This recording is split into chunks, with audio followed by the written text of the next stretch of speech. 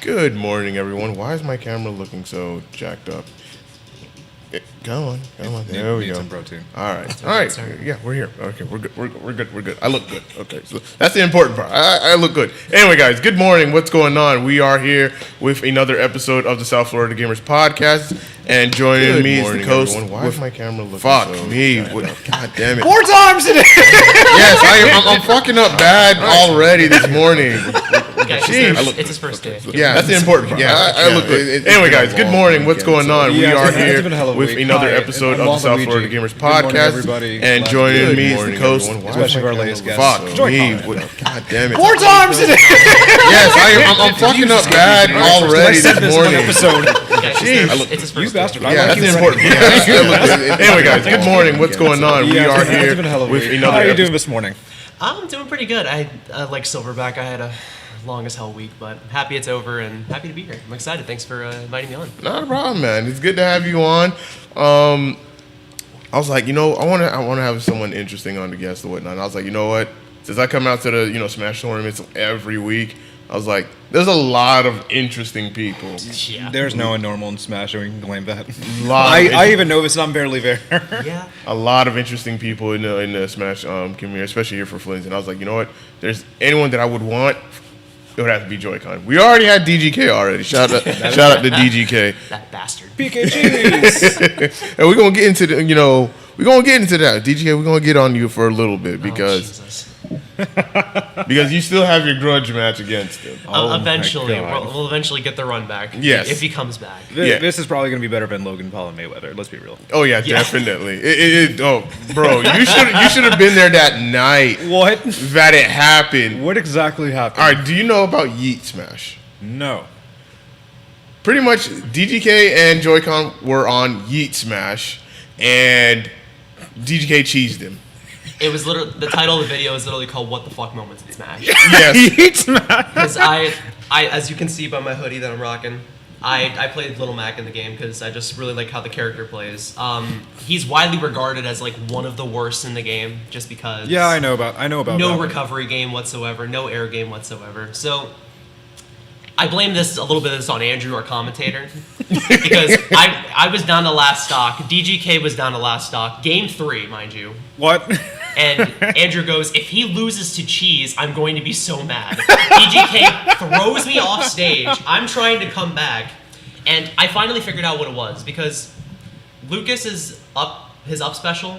He can put the lightning ball The into PK him. Thunder, right? Or It's PK Thunder, but if he puts it into himself, it turns into PK Rocket, as it's called. So basically, he'll launch himself back towards whatever direction he hits himself in. So that move carries you all the way to like the tail end of that move. So when I was trying to recover, my hand got hit by that, and it dragged me under the stage. No. So I died at 0. No. That sounds really painful. My thumb was broken, man. Yeah.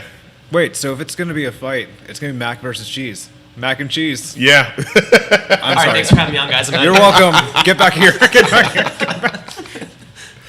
Oh man, yeah. But anyway, guys, I completely forgot like the intro specifics and whatnot. This episode of the podcast is going to be available on SoundCloud, iTunes, Google Podcasts, Anchor, and Spotify for audio-only listeners, and of course, the video playback will be available for Twitch, Facebook, and YouTube once the stream is done and over with.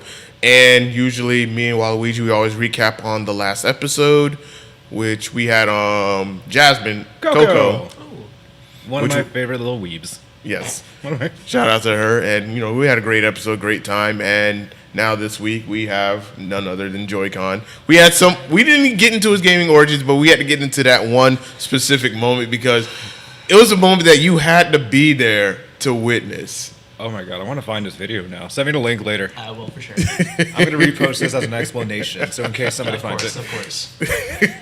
And just put like a little in memoriam. Like, I will remember you. Literally, just put like the black and white filter and just have Matt just falling down after trying to recover. That's perfect. Oh my god, I got this. I'm going to make a meme out of this later. Please.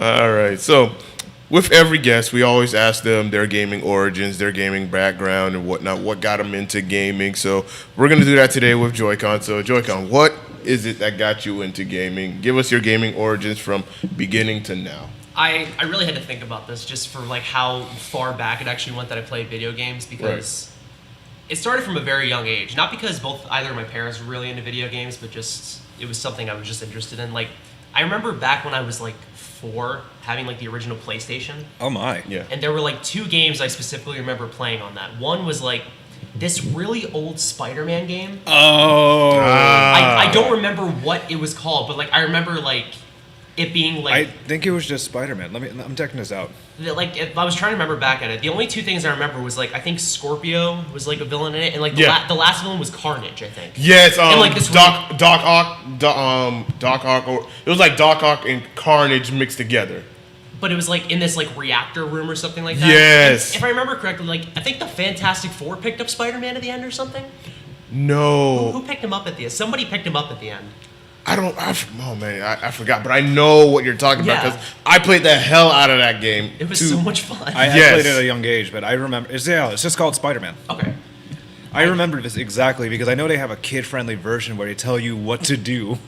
That's probably the version I had, honestly. Yeah, because there's like a normal, easy, then there's kid mode. It's like, move this over here, and it gives you big-ass arrows. I think that's what I had. I think I remember that. Oh, Jacob says Mach Ock, who was it was either Mach Ock or Monster Ock. That was like the last final boss, the one that you had to escape from in Spider-Man. Yeah. Yeah, because I remember that. Because you did fight Dr. Octopus, and then you did fight Carnage, and then Carnage, the symbiote, ended up fusing with Doc Ock. Right. Oh my and then you had to God. run away from that. Like, you could not fight him. You had to literally run away from him. I'm getting like a nostalgia bomb right now. I'm remembering that so clearly now. Yeah. So I looked it up. Kid mode literally is just like the game just plays itself, and you just control little things. Okay, no, I wasn't bitch made then. I played it on easy. You were built different. But yeah, it was that, and then I remember it was like a Harry Potter game for the PlayStation 1, I think. Sorcerer and Stone. I think so. Because that was like one of the first Harry Potter games I think so. I remember playing this too. It gave me nightmares as a kid. Here, I will say one thing. I was a lot better at like beat 'em ups when I was a kid than racing parts. Oh, Philosopher's Stones. I take that back. Yeah, Philosopher's Stone. But like I was a lot better at like beat 'em ups and like fighting games than I was at racing games. Yeah. So when Harry Potter threw in like this Quidditch thing in the middle of the game for no reason, and you had to like time trial it, Oh. I can never beat that. I literally had to call my parents in every time to finish those things for me. Oh. And it was like at like 8:30 at night, I'd be like, I need you to beat this for me. I don't want to do this again. And the worst part is That's wholesome. I feel so bad for them because I specifically remember every time I beat it, I always forgot to save when I turned the system on. Oh, So man. every single time we had to go back and repeatedly do it. Oh, man. I hate that. That gave me nostalgia of how my grandpa used to play Medal of Honor. And he never brought a memory card, so he keeps it running until he beat the game. Don't tell me you turned it off on them. No, never. Okay, Cheers. good. Cheers, priest. I have that much discipline. Yeah, I'm back in those days, like it was a requirement to have a memory card because if you didn't have that, man, you either had to leave your console on for the entire night or throughout the entire day, Yep. or restart everything all over again. This was like in Puerto Rico, early 2000s. God bless his soul. Anyways. And then I remember the little console war that you had back in the days with PlayStation and N64 guys would be like, well, at least on the N64, we don't have to worry about memory cards. Even though the N64 did have memory cards, for certain or most games, you didn't have to worry about. The game itself was a memory card, and I found Yeah, that fascinating. yeah, Yeah, the cartridge. And like, if you would literally count up all the N64 games, it's 8 gigabytes. Fun fact. Wow. Really? Yeah. I discovered this recently. So all N64 games are worth 8 gigs. Yeah, all of them combined if you make like an emulator or something. What? Dead serious. I need to acquire something like that just so that way I have a library of N64 titles. But at the same time, it's like you also want to have the cartridge for nostalgic reasons and whatnot. But then again, you have to find one that actually works. So, I'm getting so much nostalgia from like the old ass days, like the mock ock that took me back, bro. Yeah. That's so. Sick. Oh wait, hold on, take it back. If you total 388 unique titles in an international library, it's like 24 gigs. oh, okay. Still, that's less than like a game nowadays. Yeah. True. Like I remember you tried to download like the new Spider-Man game on PS4. Like the PS4 one. That Yeah. was like 80 or something. Yeah. I had to delete so many games for that shit. I have to download Guilty Gear. I just forgot. Get it. I have it, but I forgot to put the disc in before going to Clinton's. You're too busy worrying about the donuts. That is true. That is true. It is our tradition that has not died. No, it hasn't. I love that so much. Like, I'm so glad about that. So tell us more of your gaming origins. Yes. And then after that, I think I started to go into like the GameCube era. Mm-hmm. Like as I started to get older and play a lot more games. A few games I remember playing from that were Star Fox Adventures. Was one of Hey, them, that's not bad. which is a pretty fun game. Yeah. Kirby Air Ride, which is a game I played the absolute shit out of. Like, I don't know if you guys have ever played that game, but like, they had like a city trial haven't, mode, actually. which was like you and like 3 other friends or 3 other computers or something. You basically ran around this big city, and you had to get like a better vehicle, get upgrades for your vehicle. Like random events would happen. Was it like a racing game? It was like they had like a racing aspect to it, and then I just Googled it and answered my question. it's okay. But yeah, like you would do that. You'd either be able to race, or you'd go into like the city trial mode, and like you basically upgrade your vehicle. And then once that city trial part ended, you get like a random mini game at the end, or like a race you had to do, and then whoever had the best vehicle won at the end, okay. basically. I used to play the hell out of that just because that was just fun in itself. That and then Surprised there's no competition for it. I mean, it's a fun game. I'm surprised there's not. The amount of competition I've seen in like certain games like Mario Kart, Smash, and all that. Oh, I'm surprised there's nothing for Kirby. It's a really old game, so maybe that's. I mean, then again, that's not really an excuse though. It's like. All right, I'm gonna blow your mind right now because there's Shrek's Super Slam that has a freaking competitive list. I don't remember playing much of that game, but I remember having that. Why does that have a competitive list? I don't know, but I couldn't stop laughing when I saw this as a meme and it was actually serious. Oh my god. They show top tier, they show combos. I'm like, is this necessary? What? Who's top tier in that game? I think it was Red Riding Hood. Seriously? Dead serious. Red Riding Hood is top tier in Shrek Super Slam. Yes. Wow. You learned some stupid shit. Yeah. Red Riding Hood kicks ass. Yes. They say no hoodwink Red Riding Hood. Red Riding Hood. No, it is not. I'm looking at the Reddit page. They're still active. They have a Reddit page. They have a Reddit page. I'm Wow. looking You've at. got too much damn time on their hands. Oh yeah.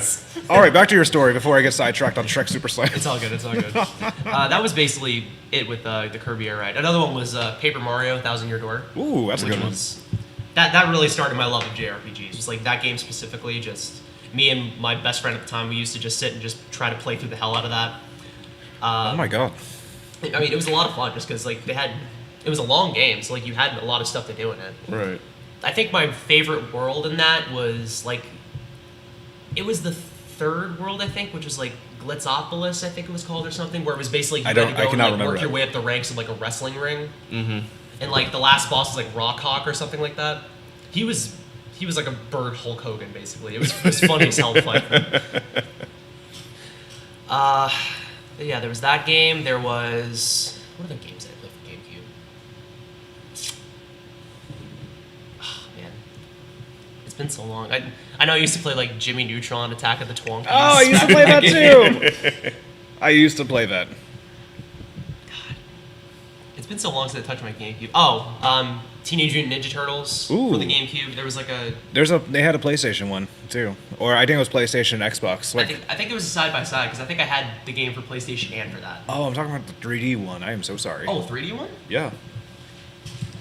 Let me see if it was Shredder's Revenge. No, it's not. Oh no, it's a new game that's coming out this year. Whoopsies. Oh, there's still TMNT games coming out? Yeah, Shredder's Revenge coming out this year. Damn. Check that out. I used to love TMNT as a kid. I fell out of it just because there wasn't many good games being made for it after. I just like the 2000 series. Yes, 1,000%. Teenage Mutant Ninja Turtles. I wanna be. So from the GameCube era, did you go to the PS3, Xbox 360 era? Yes, after Hey, GameCube. my guy. Thank you. Sorry, I'm getting distracted with all the titles. Yeah, PS3 and Xbox. I actually had both of the systems, so I got to Same. play some of the exclusives from both series. Viva Pinata was a game I used to play. Yes, I've heard of it.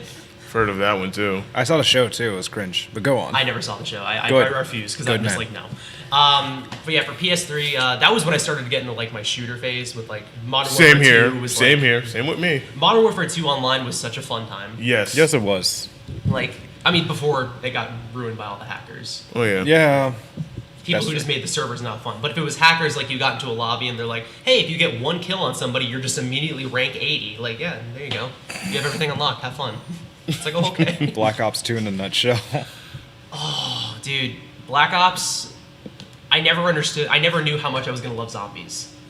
Until I finally got my hands on Black It Ops. made Because me I never appreciate played it. World at War before I played Black Ops. Yeah, neither have I. So the second I started that with Kino der Toten and then all the other maps that started to come out for that, like Black Ops Zombies was, even if you didn't have anybody to play with, just solo, seeing how high you could get, that was such a fun time. Yeah, it was peak. It was Call of Duty at its highest Oh, peak at absolutely. that time. Absolutely.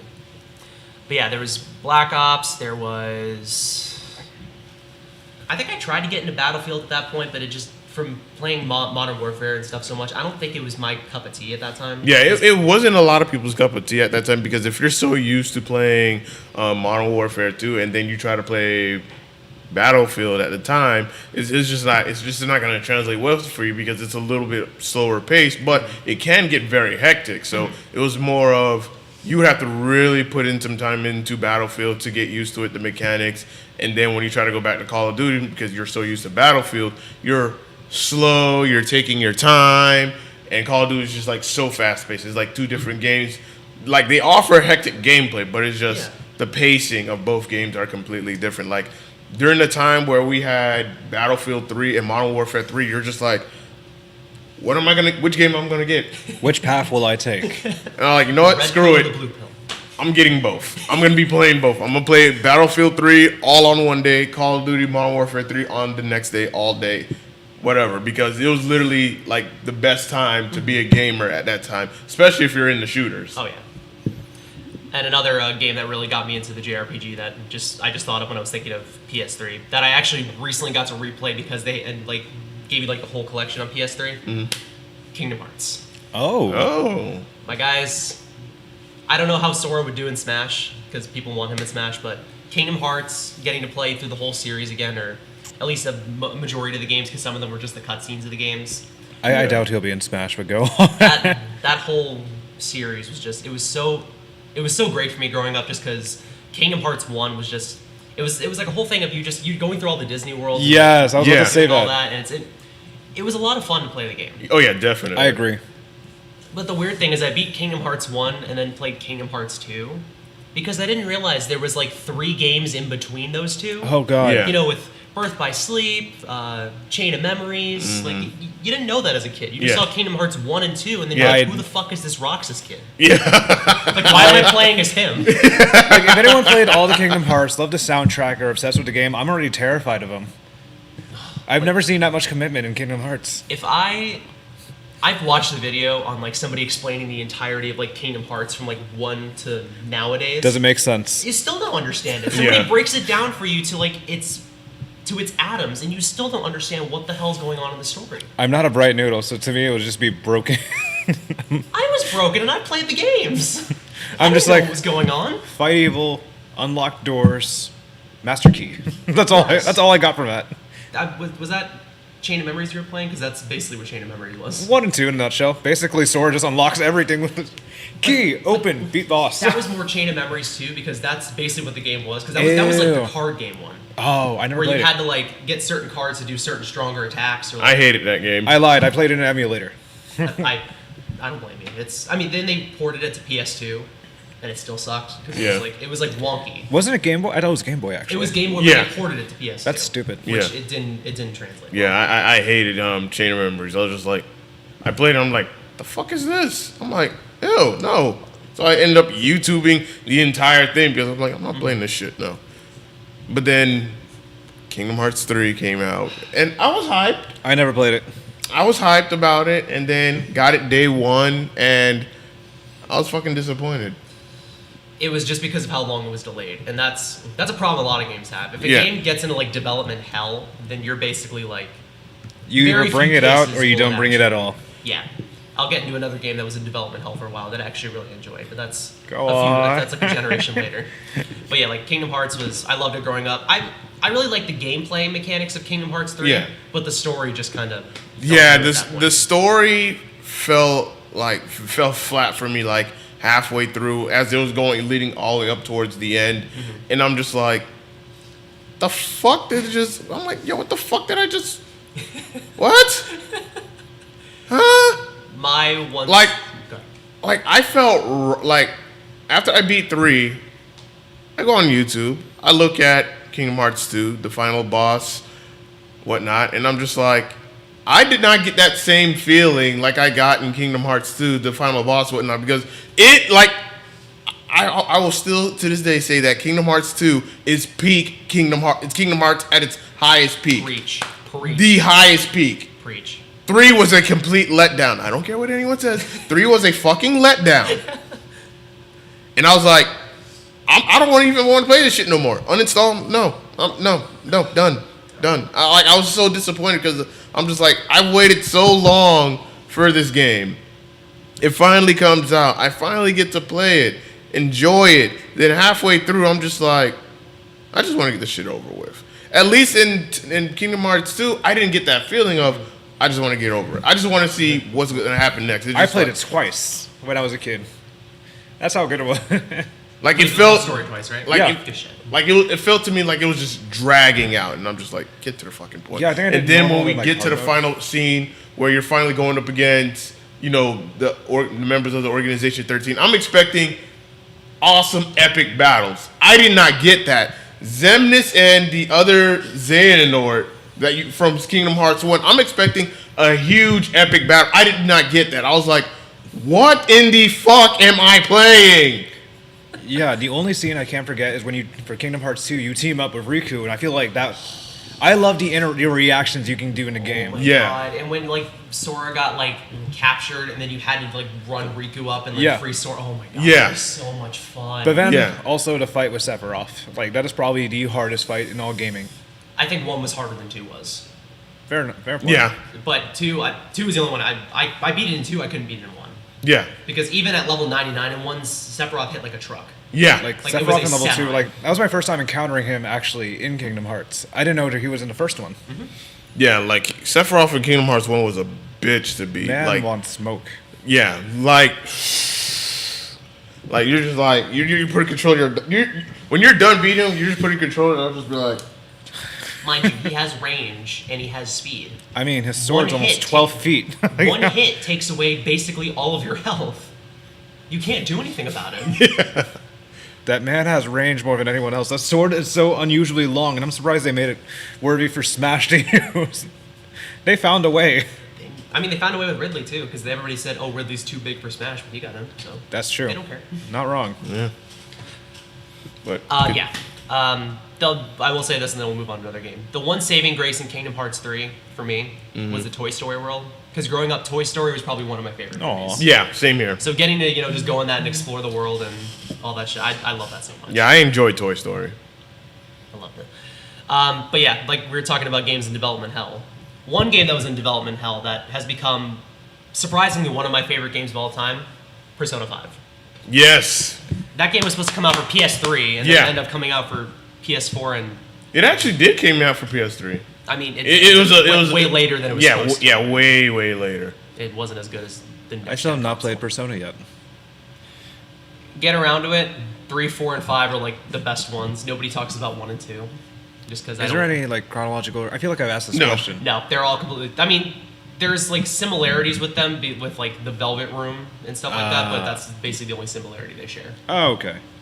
But yeah, like Persona 5 is because like my friend at the time, or my best friend at the time, was like describing it to me. He's like, oh yeah, like this game, it's like during the day you're like posing as a high school student, and then at night you're basically like going into the hearts of bad people and like turning them into good people. I'm like, Yeah.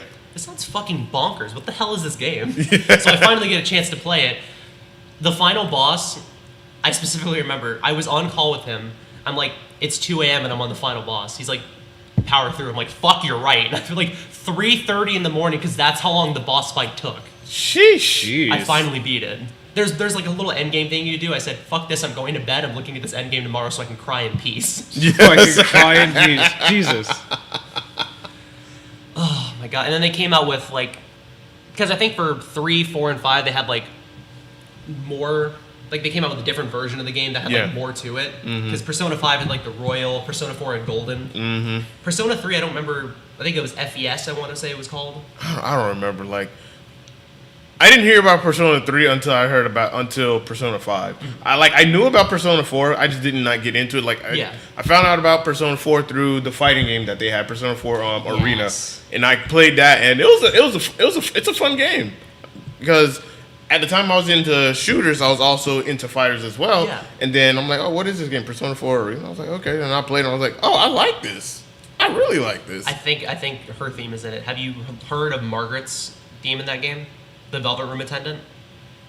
Mm-hmm. I heard that theme for the first time from Skull, one of the people who comes here. Yeah. That song has so much power to it. It lets you know you're about to receive the most sophisticated ass whooping of your life. Yes. Because I've seen gameplay of the boss fight, and it's just straight fucking unfair. Yeah. It is so bad, and it's so fucking hard to fight. But yeah, with the enhanced version of the games, with like the Royal and stuff like that, they added like 2 new characters and different stuff to go with the boss fights, like different forms and different like final phases of the boss fights. And all this, like a whole new palace at the end of the game. So they added a lot to it. The Golden Palace, or was it the name of it? I think in 4 it might have been, but like the Persona 5, it was like the final palace, because that was like... Okay. There was a big twist as to who the final enemy was going to be. I'm so uncultured, it hurts. And... Persona! I won't spoil it for people who want to play the game and haven't played it, but all of the villains in the game are so cartoonishly evil. You're like, alright, we're just going to go in and kick this guy's ass. He's beyond redemption. Or she's beyond redemption. Fuck them. Can't be saved. The final boss, you're like, I understand why you're doing this. It's very hard to fight you through these tears. Ouch. Like, that's the one boss you can relate why they're doing what they're doing. Because throughout their palace, as they call it, with like their distorted desires, you kind of see how they became this way. And what they had to go through that made them have this mindset. Actually pretty cool. It hurts because like you understand why they did this, and you understand where things kind of took a bad turn, basically. Yeah. So it hurts when you have to fight the person because you're like, I understand what you wanted to do in the beginning, but your distorted desires are basically like, we can't do this. We have to make shit right again. Yeah. I do want to ask you this one question in Persona 5. Okay. Since you played it in, I've played it and I'm literally at the very final part. And oh no. Oh yeah, I'm so lost. How I want to word this, or do I just say fuck it? I'm gonna just go wing with it. All right, I'm gonna just go. I'm gonna just wing with it. Go ahead. Fuck, marry, kill. Sai Nijima. You're gonna make me look this up. Tei Takemi and Sadeo Kawakami. I hate you. I hate you. You're putting this. Sai Nijima, Sadeo Kawakami, and Tei Takemi. Fuck, marry, kill. I hate you. I hope you know that.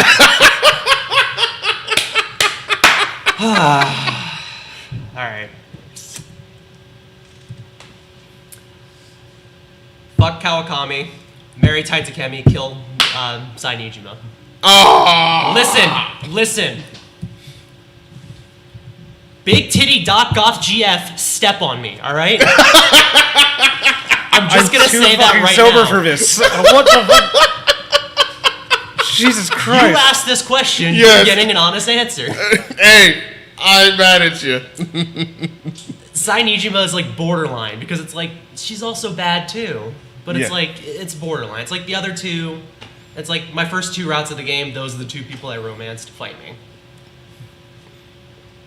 I respect that. I respect that because my first playthrough, I went with Kawakami. Mm-hmm.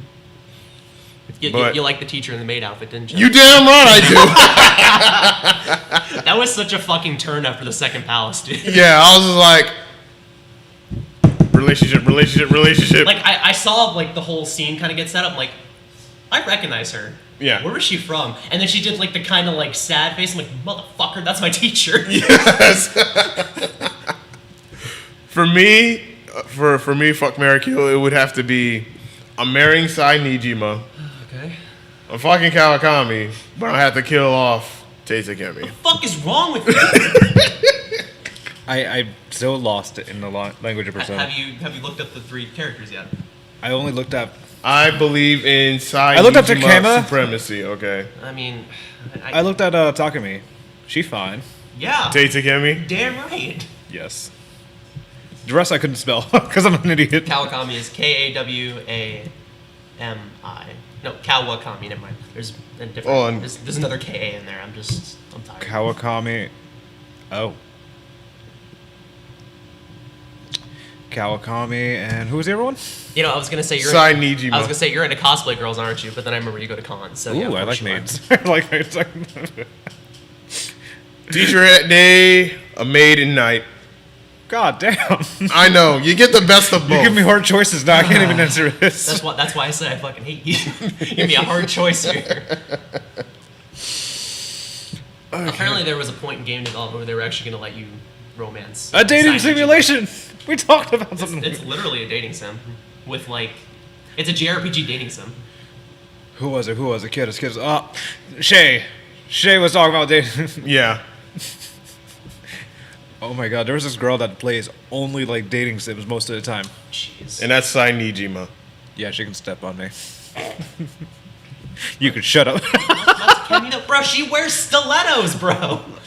If Tai it stabs, Takemi does. if it stabs me, it's even better. No, I'm not talking about Sai Nijima. I'm talking about Tai Takemi. I like the goth doctor look. Okay, it's too early to be simping, but it's Yes. I will gladly sim for her. Are you kidding? reasons why I'm single. Number 42. Actually, no, I don't even know the number I'm on right now.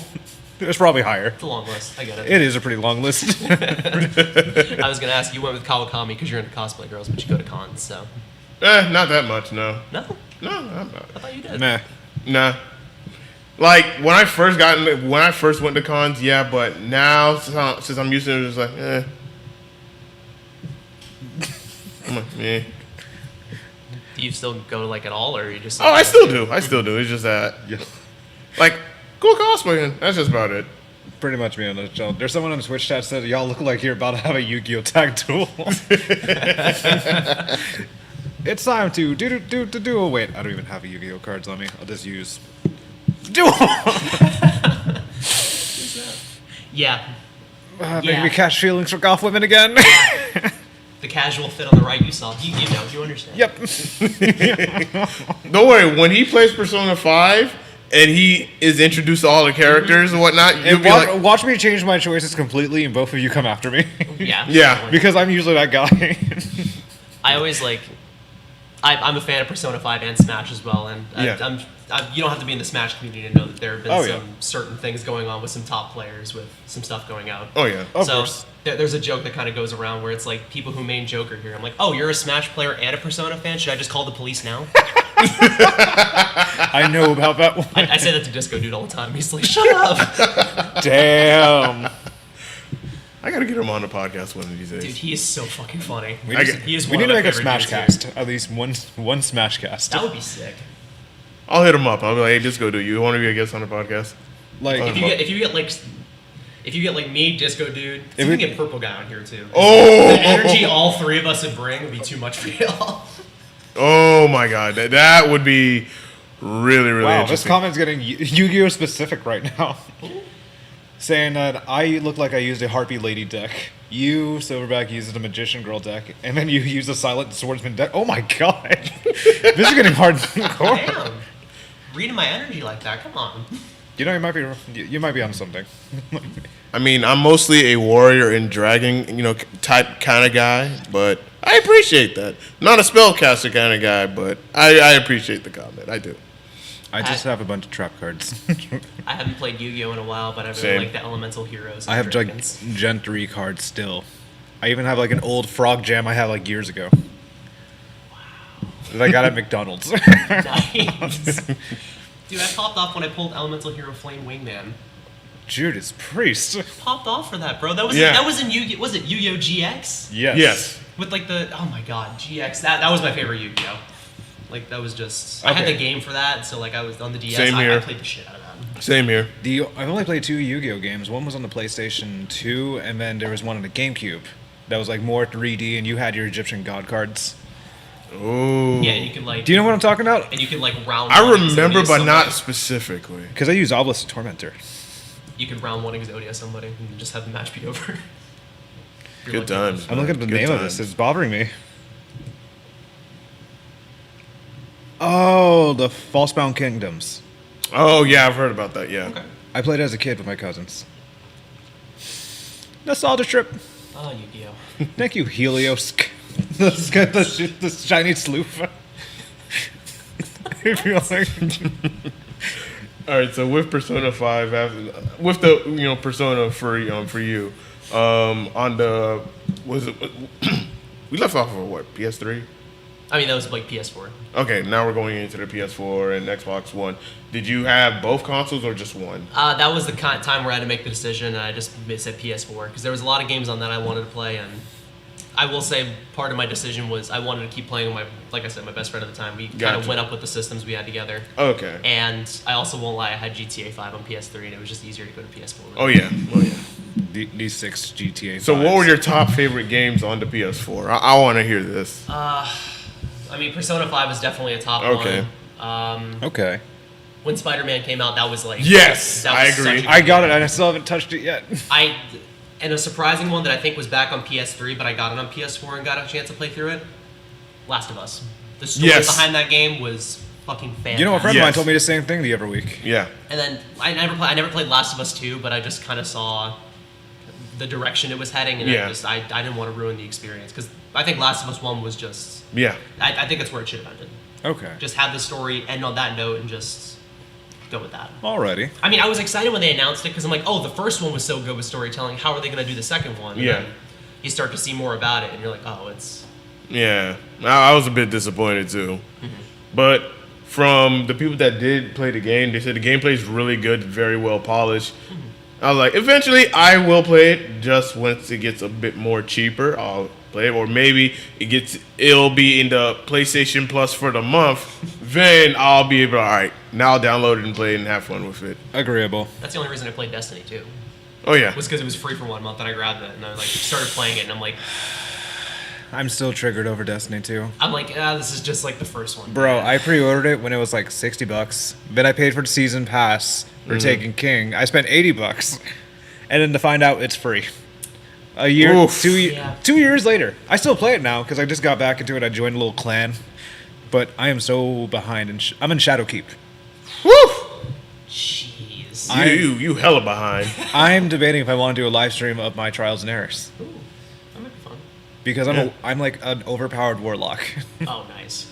The route I went to, so understandable. Everybody's a goddamn warlock. And I'm Everyone's just like, no, everyone's a goddamn Titan. Don't you give me that. Don't you? Fun. everyone's either a warlock or a hunter, but Titans don't get no love. Titans man. get so much love. What are you? We're just brainless brutes. Yeah. No, I just want to be like Emperor Palpatine, go infinite power. But those are like my top 3 for PS4 games that I played. I will say after PS4, I went to Switch. Hey, Just because, I got into I really liked a lot of indie games that came out on the Switch, surprisingly. Like, I can respect that. Celeste became one of like my favorite games on the Switch. Like, you played Celeste? I've seen gameplay of it. Like, it's such a, like, I really like platforming games when they're done well, and like the mechanics, and it has a pretty interesting story for, like I said, being built by one person. Yeah. Yeah, Other that than shows. Smash, everybody knows, I'm in a Smash hoodie. That's what you guys know me for. Another game I really like that I got on the Switch that I don't know if it came out on other systems or not, but Hades. I've heard of Hades. God, Yes. God. Hades, I was so, like, I saw it got like nominated for a bunch of awards at the Game Awards. Yeah. So I'm like, okay, I'll check it out. And I got the game, and I instantly fell in love with it because I'm also a fan of like some roguelikes. Like I played Binding of Isaac. Have you guys ever heard that? I've heard of it. Yeah. Enter the Gungeon was another one that I Oh played. yeah, Did hear that one. I heard about that. That one. one's just like, it's a game basically where everything's a gun. Like you start off in the level 1 area, you go down, you find chests, you get better guns, and you just fight a bunch of enemies that are based around guns. Like one of the level 1 bosses is just 2 giant bullets that shoot stuff at you, and then obviously Hades, which is a roguelike as well, but that's like, it's a little bit different just because you kind of choose what you want to start off with. Gotcha. And the only thing that really changes is the perks you basically get, which are boons from the different gods of the game. The amount of simping there was in this game was so intense. Oh my goodness. God. My favorite one was Artemis, goddess of the hunt. I loved her. Everyone specifically simped over Hades and everyone else. I'm just I mean, listen, I'm a straight dude. But I am too. Zagreus can get it. Like, come on. Zagreus is bad, dude. I can respect an attractive man, but like for female goddesses, like Artemis, she's my favorite. I think like male goddesses just for like the energy he brings. I really like Dionysus. Yeah. God of wine and parties and shit. Like he's super cool. You ever played it or heard of it? No. I know about the god. Yeah. Even though I recently bought a Switch, the only 2 games I got for it is Super Mario 3D World, Oh yeah. which I played with me and my fiance, and then of course Smash because we need it here at Flynn's. So Yeah. Appreciate that. Oh yeah. So those are the only 2 games I play, and relatively I've been stealth working on another character other than Bowser. Can you tell? Yeah, I've been using Hero. Oh no. Yeah. Oh my. You're a lottery man, aren't you? You're a gambling man. Yeah. Oh, I know some answer. Yeah. Yeah. I slowly started using Hero, and I like him. Yeah, just get an F smash and just randomly crit kill somebody at 20. It's great, isn't it? Yes. now I gotta find some mains again. It's been a while. Sorry, I'm looking up to see how much Hades actually is, just so I can tell you to get it. Because I don't think it's that expensive, actually. I don't think Okay, it was like Megara $60 is one. fine. I'm looking at characters now. I'm simping now. Oh god, you're simping on the podcast already. I mean, did you not just hear the Persona 5 conversation we just had? Oh Come on, yeah, bro. yeah. You literally asked me, fuck, marry, kill. Yeah. That yeah. is true. It looks like it's $35 right now for Hades. I mean, Okay. you get a lot of playability out of it. Like it's a hard game, but like each time you can get more stuff and to like go into different journeys down, into the depths of Hades with, and you do a lot better. So it's got a lot of playability. I definitely recommend it if you like roguelikes. Okay. I definitely got to try it whenever I get the time. Keyword time. Yes. Oh man. Now that Now. everything's opening back up again, we got less and less time to play shit. Yeah, Yes. exactly. And this is going to lead to another conversation that I want to have. What got you into Smash? Well, the first time I played Smash was not competitively or anything, but just for fun back in GameCube when Melee came out. Hey.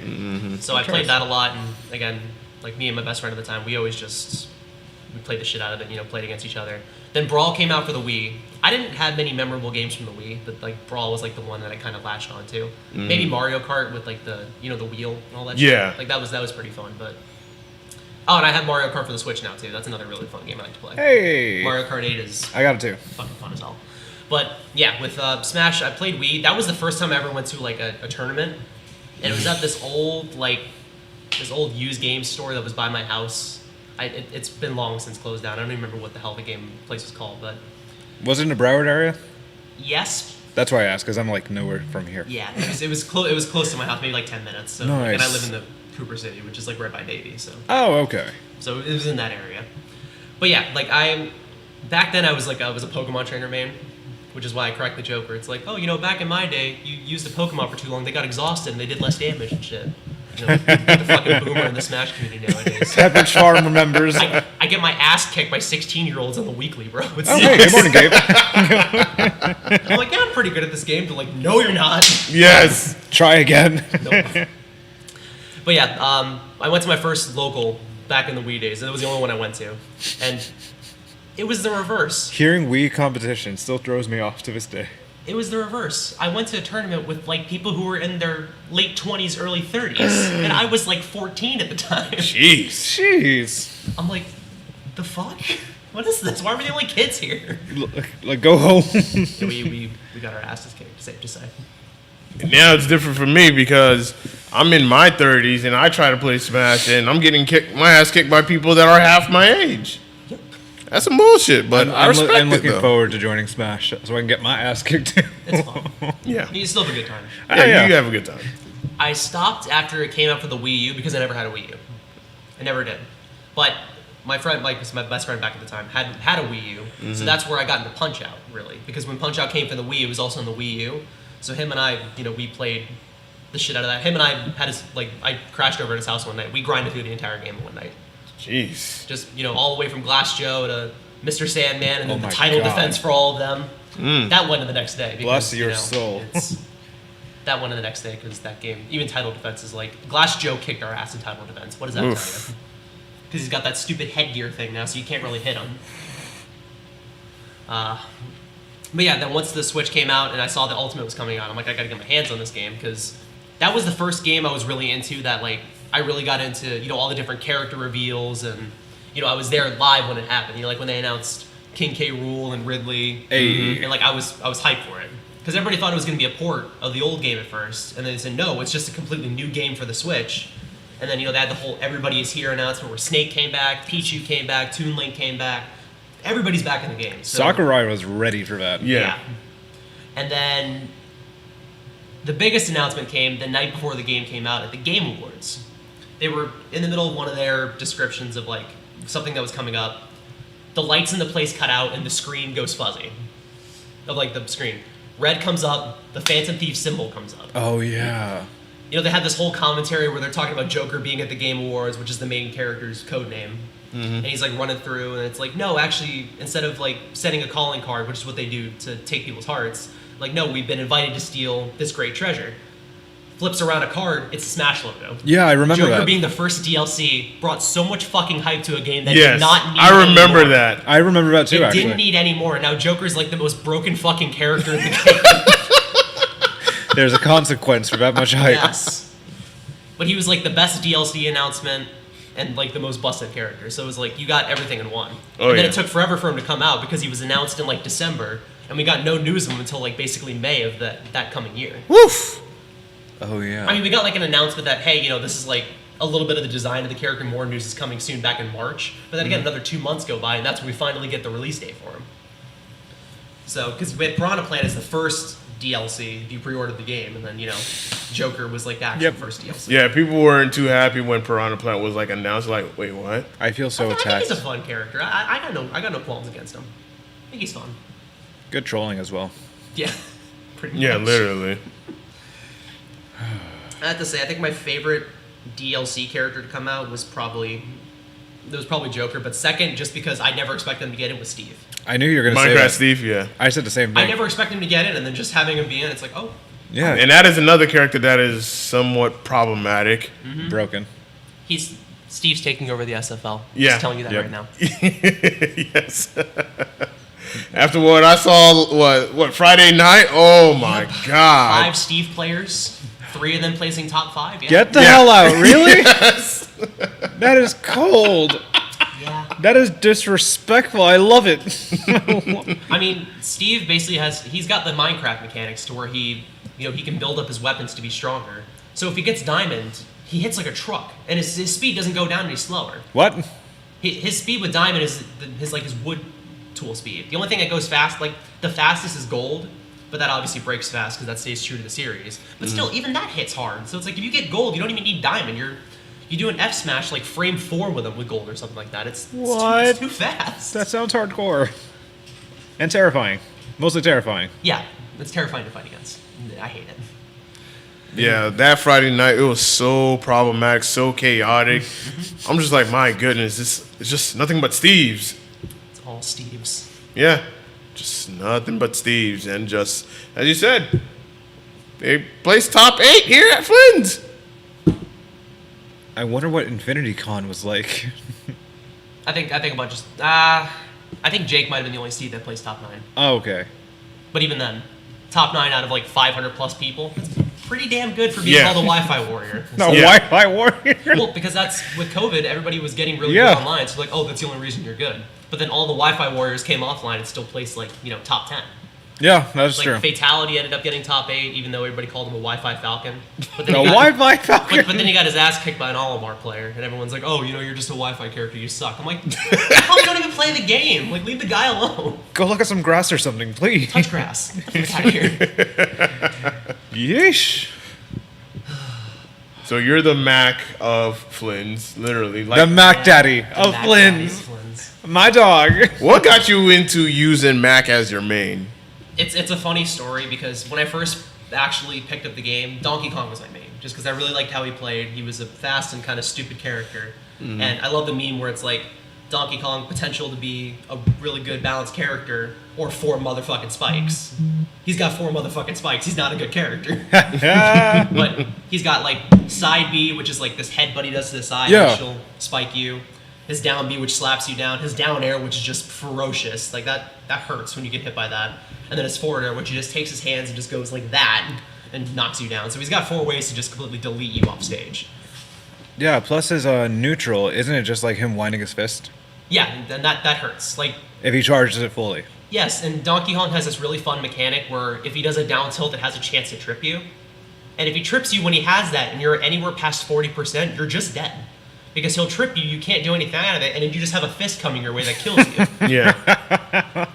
I got hit by that by Chunky Kong once, on stream at Rex. It sucked. Oh. And he down taunted too. No! He did the shrug, and then just winded back and just knocked me. I was dead at 50. What disrespect am I hearing this early in the morning? But that's the thing is, like, Chunky Kong was the kind of person who was, back in online, he was a very, from what I've heard, very toxic person. If you talk to him nowadays at Flynn's, he's like one of the nicest kids you've ever met. Like, Yeah. he's really grown up and he's really matured. I give the kid full props. Oh yeah, He definitely. plays the game toxic as shit, but it's funny because he's the nicest kid outside of it. Oh yeah. He'll disrespect you and get up and be like, GG's, you did really good. He'll like actually mean it. Like he's not saying that to be a dick. Way to go, champ. Yeah, way to go, buddy. Oh my god. But yeah, after I was playing against Donkey Kong, and then I went to my first local here as Donkey Kong, made it to losers finals through a run, because I played against, my first ever match was actually against DGK. That's why I have a grudge against him. Because DGK played Lucas, whooped my ass round 1, went all the way through losers.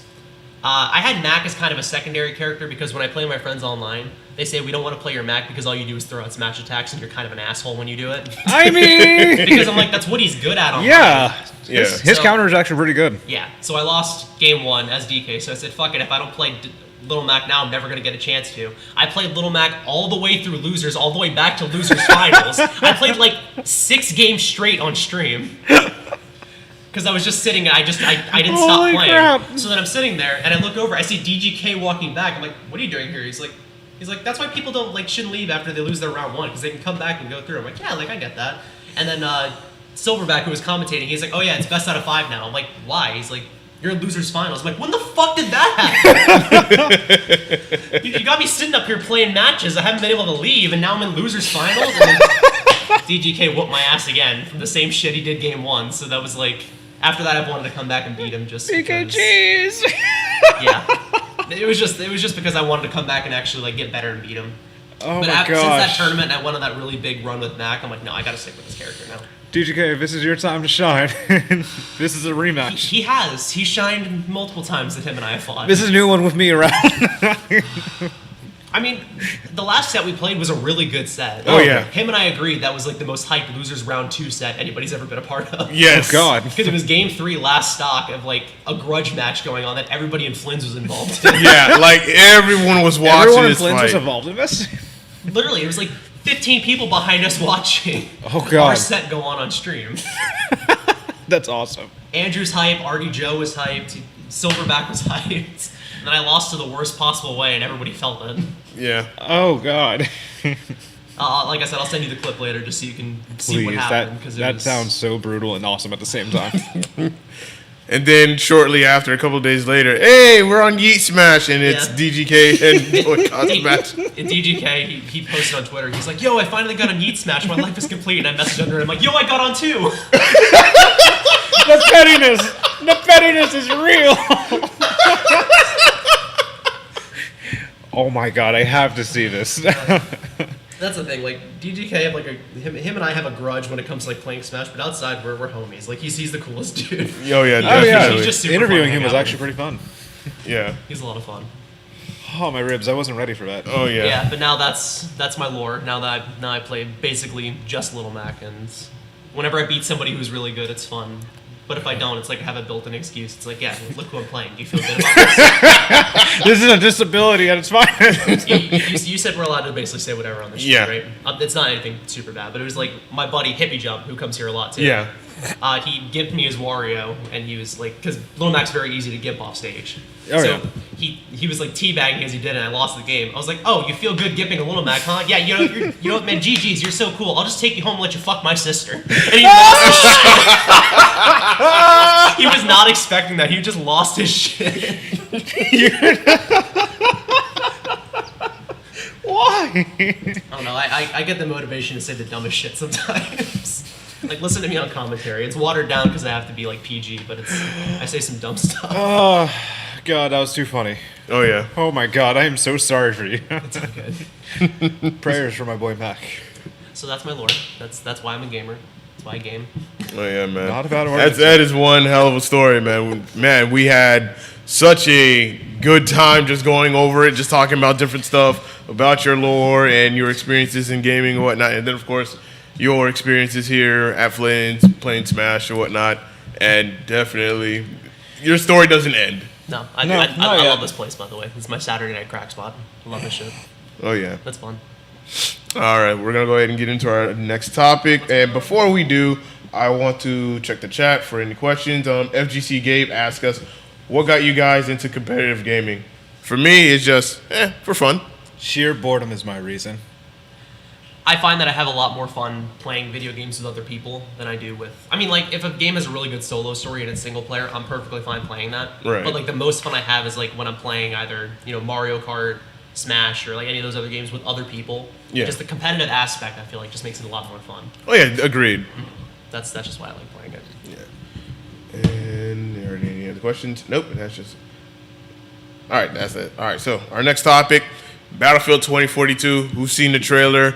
Yes. I've already made my reaction video. I'm fucking hyped, okay? I'm hyped as fuck for this game because for the longest, after the travesty that is called Battlefield 5, I was hoping the one day Battlefield will go back to its modern style roots where they do best at. And here we are. We're about to have it. Yeah, it's set in the future, but it still has some of the modern aspects. And even though the gameplay trailer is today, where we're going to see the gameplay today, and of course I'll do another reaction to it. But overall, the game engine, like how it's going to look and all the stuff that's going to happen, I was hyped. I was stoked. I was like, yes. And then, of course, the best part was the Rendazook, where guy jumps out of the jet, shoots down another jet. Wait, did you see the guy actually reacting to it? I've seen a lot of people reaction to it. No, the original guy who did it reacted to it. Oh, no. He was so mind blown from his own video. Like, the man who originally did it saw it live. Oh my God. I gotta see if I can find it. That was another question. What do you mean, like, by he did it? As in the original guy who sent that video, who did the actual flew out to jet. So that was, like, actual game footage then? That was game engine No, footage? Or? no. The original one was gameplay, but the one they remade was animated. Oh, they animated okay, what that okay. guy exactly did, and climbing back up the jet too. Wow. I didn't realize they did that. That's awesome. That is an epic gamer move that was actually animated. Damn right.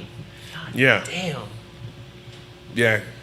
Imagine. And, like, when I saw that, I was like, not only I was mad hype, I was laughing. I was like, I can't believe that they did this. But it just goes to show you that only shit like this has happened. It's only possible in Battlefield, and you had to be a Battlefield fan to know that moment because you get to see it firsthand on Battlefield 3 when Battlefield 3 dropped and they had jets and whatnot. That's when people were doing like trick shots with the jets and whatnot, crazy stuff.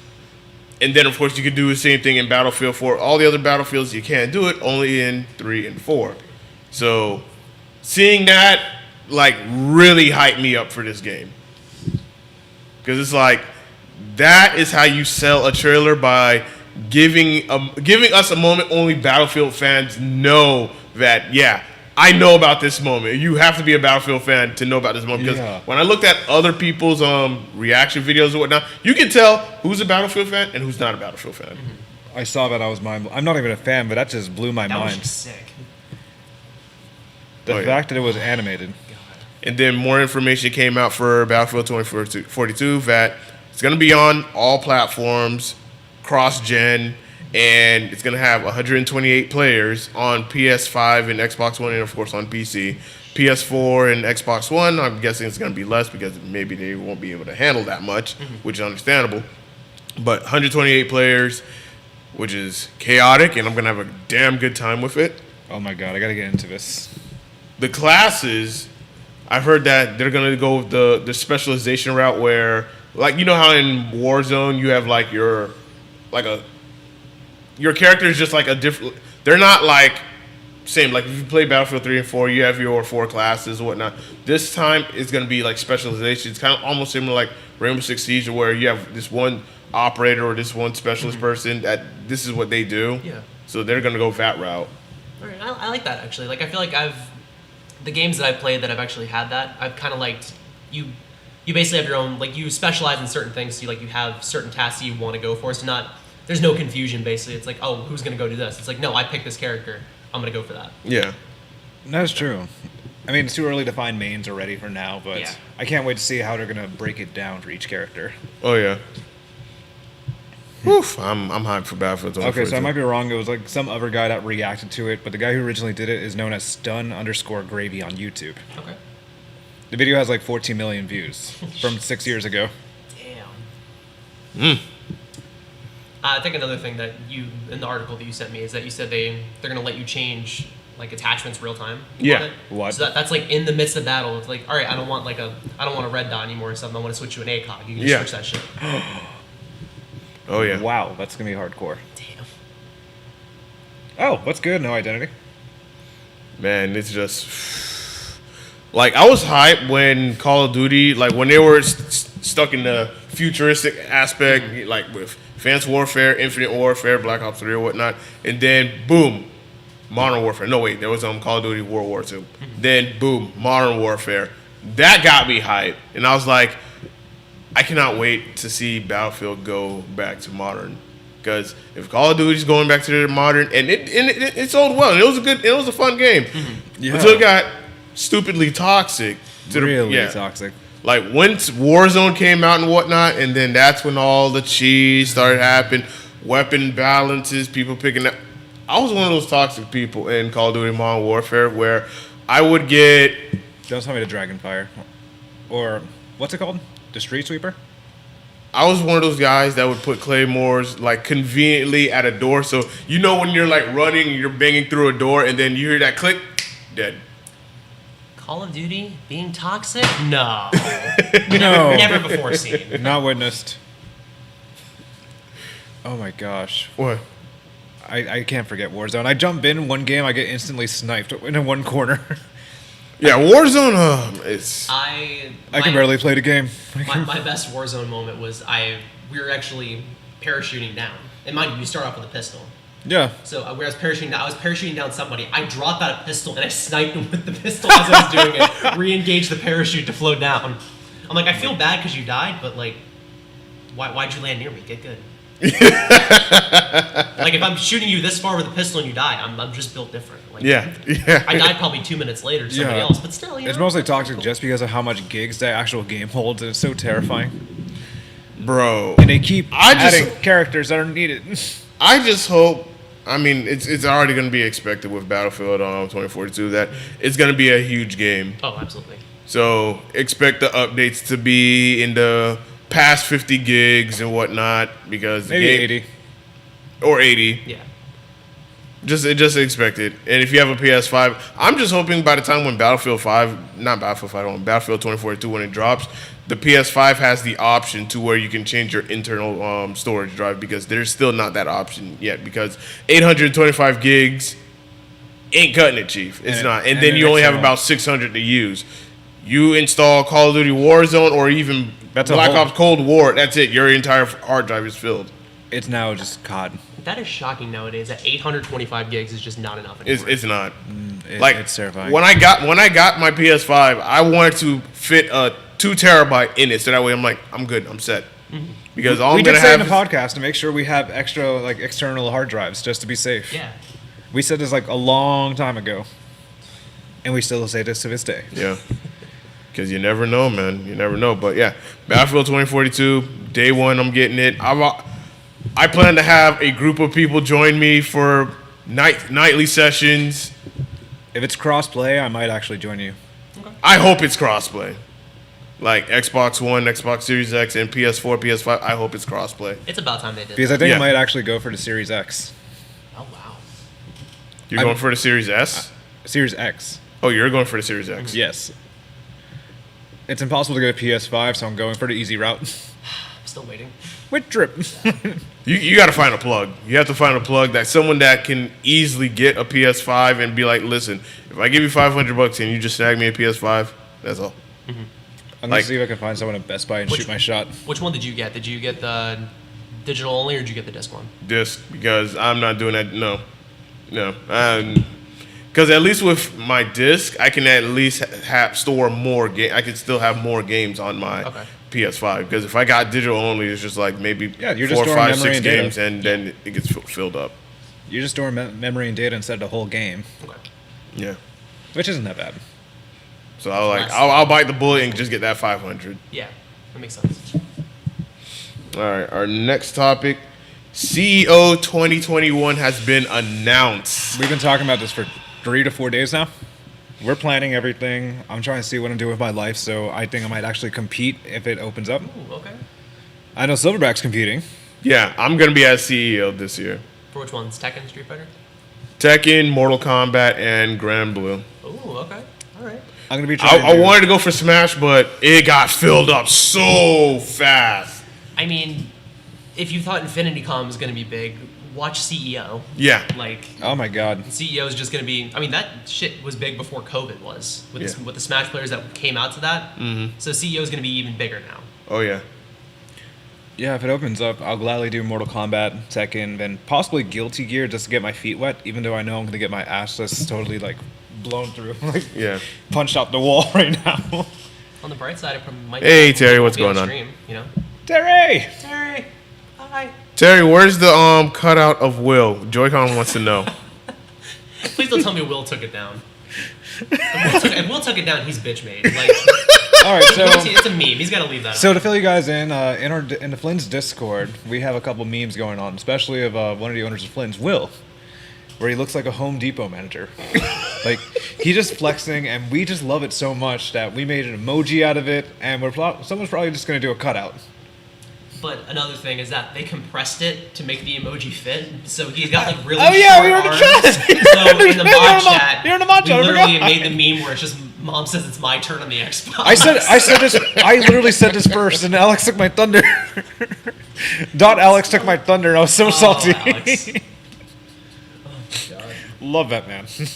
Will says he hates it. I'm like, you gotta love it, man. You're a meme now. Just accept it. Did anyone at least appreciate my puns in the hangout? Oh yeah, of course. Because I'm like sheer willpower. Yes. I'm a pun man, so I appreciate it. I'm like the pun lord. Right, Silverback? Yes. Terry says Home Depot manager. That's what I literally just said. I feel like Soldier Boy just saying, I was first to do this. But yeah, CEO 2021, I'm definitely going to be there. I'd be happy I to hope join. more people can come. Because so if that we way- join, it's literally an adventure. Yeah, Oh, absolutely. yeah, because it's going to be one hell of an adventure. It's going to be a really good time. And overall, it's just good to see that there are people that are hungry for this. Like, they want offline tournaments, because as much fun as you can play online, it does not hit the same when you play offline with someone, especially in a competitive game. I want to look like this really big, intimidating dude losing to like a 12-year-old. I wouldn't even be mad. Have you seen me fight Dominator? I don't know who Dominator is. I have not met him in person yet. That's literally what happens. Is I'm like, I'm this bigger dude, and Dominator comes up. He's just like this kid. It's like, all right, good game. Why? Okay, noted. So at least I know that there's one person I gotta look out for Smash. I mean, I'll give you a list if you gotta look out for. Dear God. Like, if you have any of these people up as your round one, just DQ. Just Because you're going on stream and you're getting clipped. Terry says he took it down from the whiteboard, so we put it on the donation box, and then he snatched it. Oh, well, Rip. come on. But Rip. bouncing off of what you were saying, yes, online fucking sucks. Yeah. Online does suck for Smash. because a lot of the online tournaments that go on like Mega Smash Mondays and all that different stuff, and the Juice Box and Hungry Box runs on Wednesdays. Yeah. They literally require you to have a LAN because the LAN adapter is like the closest thing you're gonna get to offline. Mm-hmm. But even then, if you're like a far distance apart, like you have somebody who's in the EU fighting somebody in the NA, like you're gonna have so much input delay, even if both people have LAN adapters. Yeah. So like I experienced that with Tekken as well. Yeah, you don't want anything getting in the way of like. You don't want to leave a match saying, "Oh, if there wasn't lag, I would have won." Yeah, like, you can't say that. That's why you have it here. Like you fight here, everybody's like, "All right, well, I lost. It's because I got my ass kicked. There's nothing else to it." Yeah.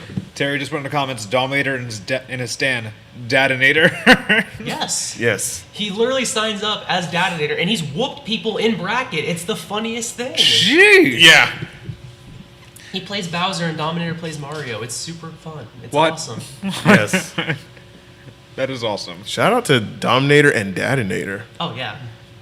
Flynn's grown. Actually, not really. I think they went to Versus first, but Versus got Thanos snapped, so it's Flynn's now. Flynn's and Rex. Yep. And PPG. Yeah, PPG's another big one that's coming up. That a lot. Actually, that's today. Today. PPG is today. What's PPG again? I looked it up. I don't remember what. I think it was like Pros Play Games or something, or something Play Games. Oh, it's in Miami. Yeah. PPG Miami. Let me see. Of course, I'm like the northern West Palm Beach Floridian that does not know any of this. You might be able to go to Rex then, because you're probably closer to there. Yeah. Rex is in Boca. Oh, I thought Rex was in Jupiter. It's in Boca. Oh, Boca. that's not too far from me. Yeah, it's only an hour drive instead of. How far away is Jupiter from here? Like almost 2 hours. Yeah. I wouldn't make that drive. If it was, no. You fucking kidding me? Nope. Oh no. Alright. Alrighty. Research. Our next topic, Elden Ring has been announced. More Dark Souls. Yes. Dear God.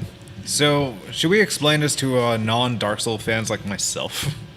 I have a much better and simple way to explain this. For those that don't know what Elden Ring is, this is made from the same guy that has made all of the Dark Souls 1, 2, and 3, Demon Souls. He's also made Sekiro. He's also made Bloodborne. So Jesus. Elden Ring is going to be in that, and us cultists in that group, and when I mean cultists, I mean people like myself and many others, are excited for this game because we've been waiting for this game for a while that we can now stop memeing the hell out of it and be like, Elden Ring is never going to come. They're never going to announce it. And holy shit, they had announced it.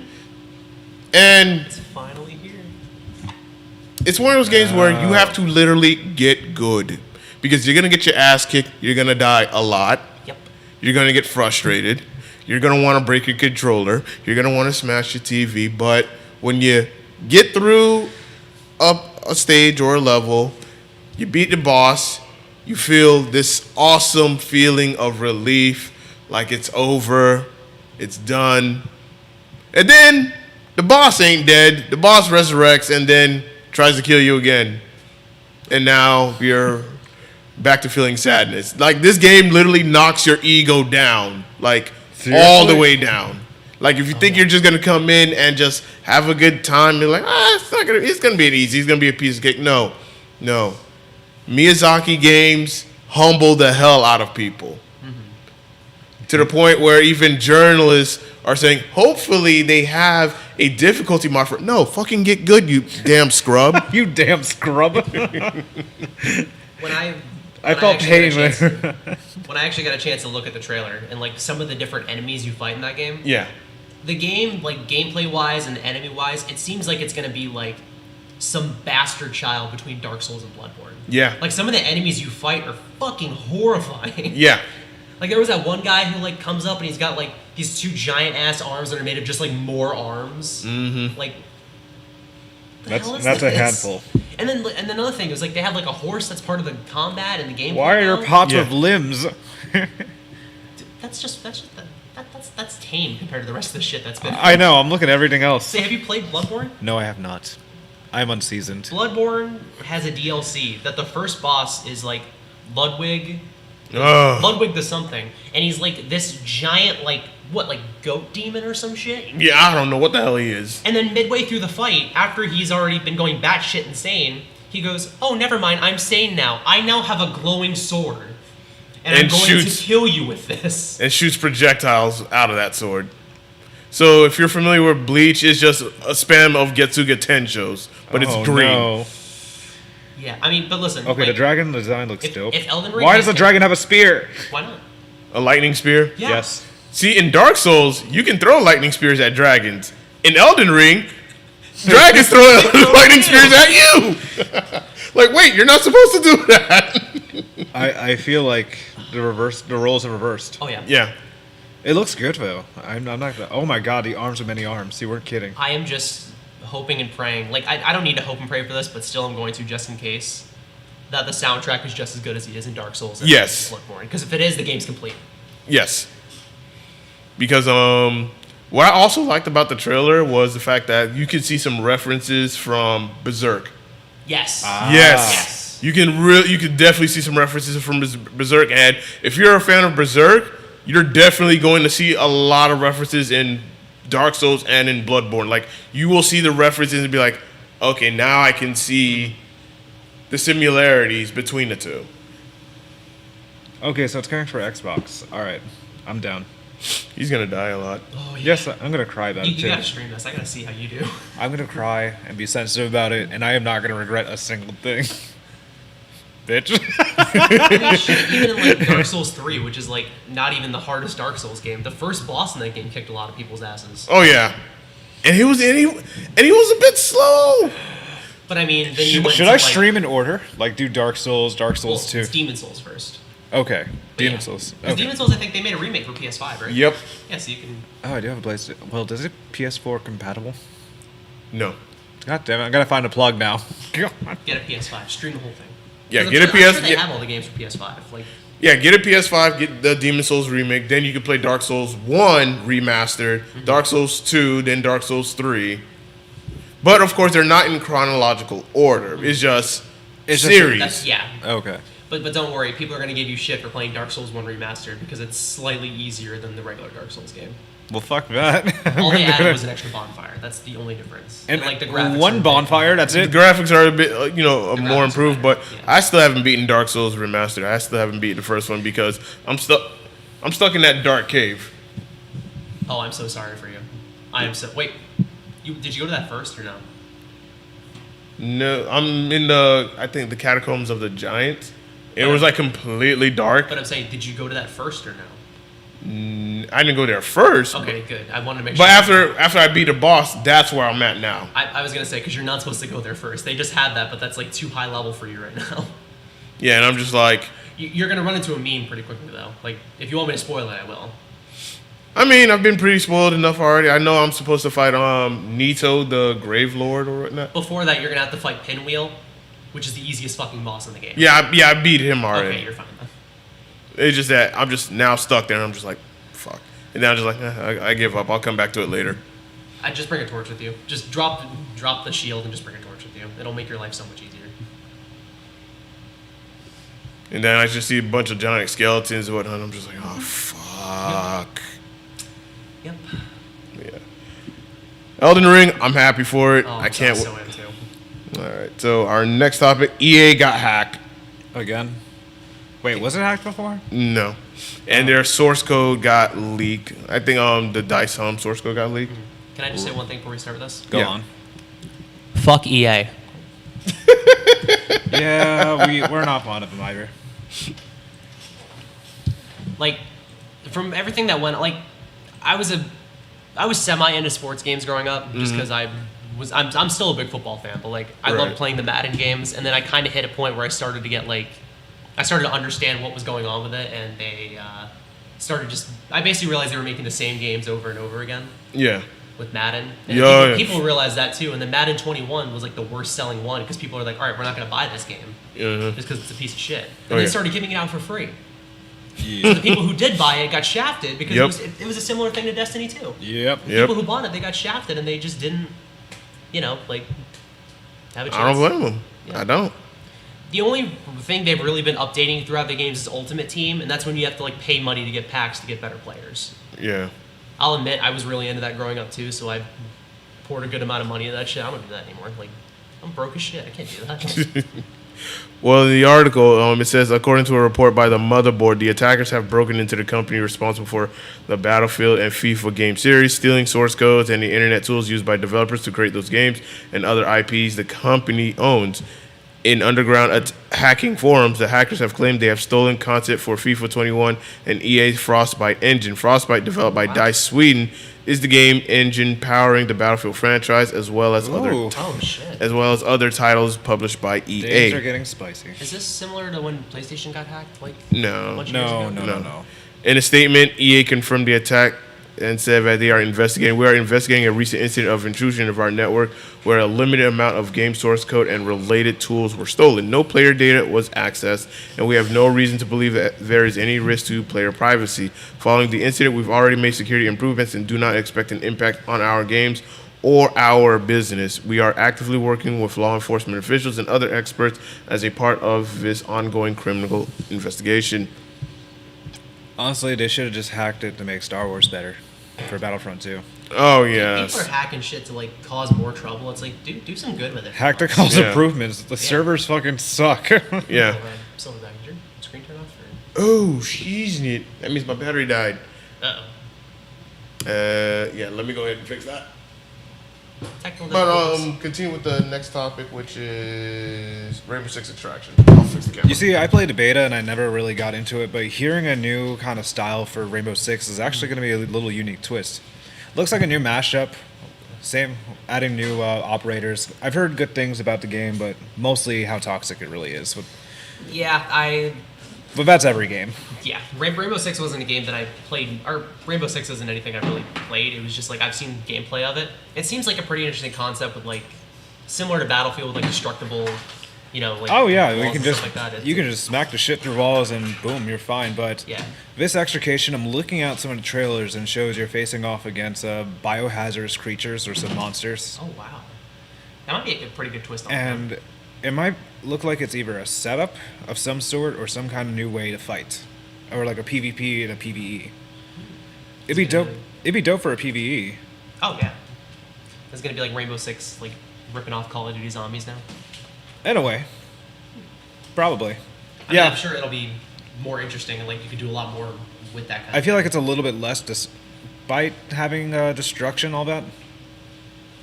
But looking at it now, these look like it looks like Venom, but not Venom. And now there's a big ass alien that looks like the Predator. What? It doesn't look like Predator with alien gear; it's just a blob with his face. Huh? This is what I'm looking at right now. I'm looking at the trailer since I didn't look at it last night. Yeah. Oh, you're looking at trailer. Okay. Honestly, for undead or some kind of mutations, I'm gonna be real. I'm looking forward to Back 4 Blood. Back 4 Blood. Yeah, the makers of Left 4 Dead Oh wow. are actually making a new style of zombie shooter. Ooh. I love Left 4 Dead. It's not like Dying Light, but from what I've been told, I like how I'm switching the topic. That's fine. You're good. You're good. I like how I'm switching the topic out of this. Back 4 Blood basically is Left 4 Dead, but it has a new twist into it. So each game's a little bit different. You have cards that can change the gameplay. Okay. Each type of zombie, a person's ability, it can change constantly. Damn, I might actually check that out then. The That sounds trailer, pretty cool. the trailer's really good. I'll check Like that you out. could have either like raining blood, or you can have a zombie that's like covered in acid or something. Shit. It's melee mixed with fighting, but it's like Left 4 Dead. You have 4 people. Yeah, that sounds awesome. It does. I'm pre-ordering. Yeah, I'll definitely look at I'm that. getting the deluxe version, which is going to be $100, but I feel like it's actually going to be worth it. What's coming with it? You know? If you just pre-order it, you're not going to get anything, but if you get the deluxe, I believe you're going to have 2 characters, 4 cards, and a season pass. Ooh, okay. I mean, if the season pass is good, that's 100% worth it then. Oh yeah, 'Cause I'm sure a season pass is probably gonna be like another 60. if you I've been pre-order. loyal to Left 4 Dead since like the second one. Oh, I've yeah. been waiting for Left 4 Dead 3, but I doubt it. This is your Left 4 Dead 3. Pretty much. This is the redemption I've waited. Left 4 Dead reboot. When the hell did it come out? I'm looking this What, up. Left 4 Dead? Yeah. I think, back in my high school days? Oh wait. No, after my high school years. I would say 08, 09. Yeah, 08 was the first one. 2 was it came out in 09. Okay, so 09. I It was took them a year to make the second one? yeah, which is still impressive. Yeah, absolutely. And there's no Left 4 Dead 3, just like there's no Half-Life 3, there's no Portal 3. I mean, Half-Life Alex. There's no is Team Fortress 3. Half-Life Alex is like what? Half-Life 2.9. From what I've heard, it's a precursor, like a prequel. Oh, so it's like Half-Life 0.5 then. Yeah. Yeah, in a way. But I am interested in Rainbow Six Extraction. It does look good. I need to get into the game so I can understand it. Yeah. Because if I'm throwing a spin-off or some kind of mutations, it does sound interesting. I just want to at least understand the gameplay and the value. I don't think there's much lore to get into, but it's just more straight multiplayer and competitive. Oh, yeah. Yeah. I played a beta, and that's as far as I got. Someone just gave me, like, access to it. You got a plug. Fair enough. No, I did not. I wish. I need a PS4 plug! I'm PS5. I gotta wake up. Yeah. The coffee didn't do... Coffee, wake up. I drank it all already. Oh no. All right, our next topic, Godfall coming to PS4 with a new expansion, and I didn't hear so many good things about Godfall on the PS5 already, just from a gameplay perspective. Looks cool, it looks cool, like it looks really good. It's just one of those. I wouldn't say looter shooter. It does fall in that category, but it's more of a hack and slash looter. Pretty much. And like the content and gameplay, it can get a bit repetitive, but I'm interested in seeing what they're going to do with it now that they're bringing it to the PS4, because not too many people have it on PS5, because not too many people have a PS5. So yeah, the player base is going to be extremely low compared to on the PS4, where majority of people would have it on. So them making that move to PS4 may give the game more life, and possibly, hopefully later down the line, maybe some more improvements, DLC, things like that of that nature. Because when I looked at the gameplay and saw streams of people playing or whatnot, it looks good. It looks fun. I would definitely love to get into a game like that. It's a simple gameplay, and I can respect that. Yeah, but it was just like on the PS5. Because not too many people are playing it, because not too many people got a PS5. But now it's coming to PS4. Hey, we'll see what's going to happen. Surprised they didn't do that in the first place. Yeah. I think they just expecting more people to get a PS5, so yeah. I mean, my kind of opinion on it is like seeing the gameplay and kind of how it runs. It almost seems like the combat is almost a mix of like Destiny and For Honor. Mm-hmm. Agreeable. Yeah. Like with the different like certain kills you can do and shit. Like the kinda executions. gives, like, a For Honor, the execution looked like a For Honor feel, but the rest of it's like throwing magic and looting and all that stuff. It's like it's like a mix. I kind of like that. Like I think it's a pretty good. Have y'all ever played Dauntless? I have. I've tried it. It feels like that for some reason. Except you're not fighting big ass. Well, you might be fighting big creatures, but not like executional wise or. Dauntless is more like a simple way to fight, and you have your own fighting styles. Okay. This feels sort of like that, but you have more movement and more capabilities with the weapons and choices you have. Sort of. Would you say it's like an Outriders for Melee? I would say Dauntless. I would compare it to. Godfall. Godfall. Oh, Godfall. It looks Outriders with Melee. Yeah, in a way. because you have your unique abilities. I'm presuming you have an ultimate. I might be wrong. Someone can call me out in chat, and I will highly appreciate it. I didn't see much about much about ultimates or anything. Just like the normal abilities, like you get per your class or whatever. Oh, okay. But yeah, Godfall, more hack and slash looter, coming to PS4. It's a good thing, but we'll just see where it goes, because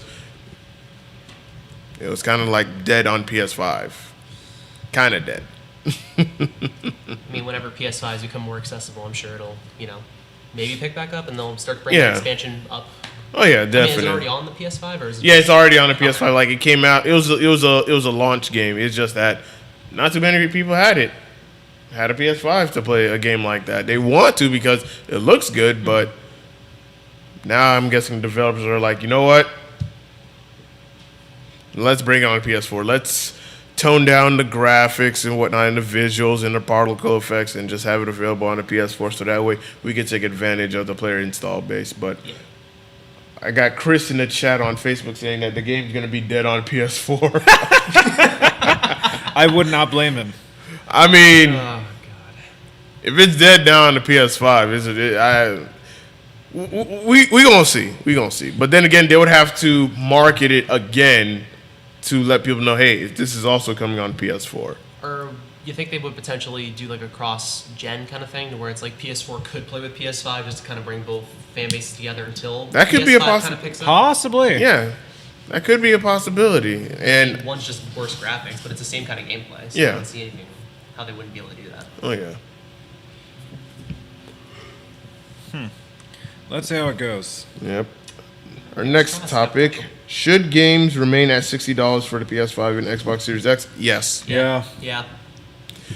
I'm gonna be honest. It No has to. disagreements there. He's not taking my money. We're all in agreement on that one, because I know that with PS5 games, or at least their exclusive ones, like the PlayStation exclusive ones, like Returnal was $70, and I ended up returning it because it's a solid game. Don't get me wrong, but it's just I don't have enough time in a day to keep doing the same shit over and over again. The cycle doesn't end. Yeah, the cycle literally does not end. Oh my you die, you repeat everything all over again. You die, you repeat everything all over again. You try your best not to get hit by anything because health is extremely scarce in that game. Like, you want to talk about a hard game like Dark Souls? No, Returnal is fucking harder than Dark Souls. Except it's fast paced and it's a third person shooter. Oh no, that's even Well, worse. not third person. So basically, what you're saying is Returnal became a Returnal for you. Ah, Yeah. that's good. Respect. Like, it sounds good, looks good, plays good. Like, the haptic feedback on the controller's really good, but it's just it ain't worth the $70 if I'm gonna be doing this shit and whatnot, and I just don't have enough time in a day to put it. I sound like a casual, yes, because I work full time, and then of course I also work here as well on the weekend. So I have very, very limited time to be playing games, which is why I It's the don't stream commitment as for me. much as I usually do. But when I do, then this like I have so many games to go through. Like, my backlog is stupid big. So I feel that. Yeah, let's be real here. Game $60 makes a lot of sense for how hard each developing company has worked. yeah, Yeah. Until you find out the quality. Because certain games are worth like $60, like Outriders as an example. But then you have some like bullshit coming out. Let's see, what's a good example of a bullshit game you can think of? That like went up from 60 to like $30 instantly. Battlefield 5. Battlefield 5. I mean, Like- Destiny 2, like we talked about earlier. Shut that, up. That went from 60 We don't to bring that up. Chris says the development costs of game haven't went up. Why are we spending more money in games? I don't know, because they want to make it feel like it's like I know. I mean- Ubisoft. I think Ubisoft, Capcom, and I forgot someone else. They're not raising their game prices to $70. They're keeping it at $60. It could be data in each disc. I don't know. That's a good question. For example, 2K21, it says same game on PS4 and PS5. So why am I paying an extra $10 for the same game? Has a point. Yeah, you got a point right there. Those fucking sport game, man. Sports games is where what like most people will get caught on to, like Yeah. NFL, even NHL. Yeah, right? FIFA is like the Mac Daddy of like when it comes to sports games. Like, why? Like, you're already making the same game basically another year, so why are you charging us $10 more? Yeah, You're literally updating the rosters and maybe changing two things. yeah. Event skins, in-game purchases, and all that. It's hard to understand, but I can respect why it's always $60 typically. Like 60, I think, is like the baseline. Like, Yeah. don't go any higher. Just 60. Yeah, bucks just is like keep it at 60. Yeah. I Unless think, like you're indie games, like an indie game developer. Even then, I think the indie games are like cheaper. Yeah, like we were talking definitely. About, like we were talking about Hades earlier. It's $35 for like a fantastic game that has a lot of playability. Ooh, Andromeda, good choice, Harry. yeah, like That's a game that definitely should not have been cost $60, and it just depreciated. Yeah. All right, Oh, yeah. Andromeda. Rest in peace. Mass Effect Andromeda. Woof. Oh, another game that isn't worth $60. Cyberpunk 2077. I bought it twice, man. I bought it twice too. Why'd you guys buy it twice? Well, The hell Xbox is for wrong? myself and PS4 for my boy. I didn't And realize. PS4 for me and PC, and it was running like shit on my PC, and it ran even dog shit on the PS4. So I just returned played it to through both. I played it through my Xbox. I wanted to cry, but I forgot the receipt and I just kept it. Also, I like the exclusive necklace I got. Keanu Reeves lied to us. That game was not breathtaking. I was ready to say a SpongeBob quote, but you just got me. What was it? What is it? What are you thinking of? You used me for land development. That is what Keanu Reeves must have felt. That man. I like how we thought this. As soon as you said you use me, I got the SpongeBob. We grew up. We got it. Oh God, yes, that is what. Rest in peace to Reeves for that one. Chris brings up another good point. All those games, all those games are on PC for $60. So it really don't explain why I should buy it on console when I can buy it cheaper on PC. I think you just go into a store, honestly. Going to a store is what makes it a little bit more pricier because they have to get the deliveries and the shippings and all that. But Even then, I think if you buy it on the system itself, I think it's still $70, right? is it seriously? Yeah. Oh God, never mind. I think the main reason they're trying to do that is because they're trying to say, hey, this is a newer console. You're paying for better graphics. You know, here's an extra $10. And I think- but and I- PC's like, bro, you've been doing this for years. $60, no problem. Yes. Yeah. Yeah, and I think PlayStation and Xbox Series X, for their games, they want to justify the extra $10. But it's like, if it's available on PC and it's at a much better resolution than the two new gen consoles, it's like you're literally ripping off your consumers. Oh yeah. And it's going to bite them in the ass in the long run. Like, it's going to come back and bite them in the ass and be like, all right, fine, we'll drop it down to 60. I play 5D chess and just wait for Game Pass. There you go. Everything that comes out to Game Pass is practically free at this point, except you're paying like $14 a month. Don't ask why I said 5D chess.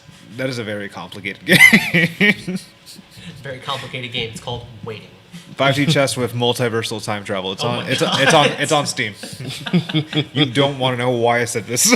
That's such a meme. Why? You have to look at the Steam reviews later on. I will, for sure. All right, our next topic, Far Cry 6. What are y'all thoughts on Far Cry 6? Yo, that trailer you sent me when they introduced the villain. I don't know if you guys watched it. I mean, I think so, but I'm not 100% sure. You guys watch Walking Dead on AMC? Nope. Walking Dead. I never on, wa- on AMC? I never saw it. Which season? Because I am... It's a season where they introduced Negan. Okay. I That remember. dude gave me like hard Negan vibes. Like, Oh, when we Negan first from met him. Tekken. Shut up. Oh, God. I had to be that guy. But yeah, like how Negan kind of presented himself when you first met him in the AMC Walking Dead, like that Yeah. was like the vibes I got from it. Like a charmer on the outside, but when that dude released these fish will catch and release and lights come off and they just get gunned down, that shit was like, that was wrong. Oh, yeah. That went hard. Oh, yeah. Scared of that guy. FGC Gabe asked, how did you get the PS5 Senpai on eBay? No, I got mine through Walmart. I got my PS5 literally through Walmart. Lucky bastard.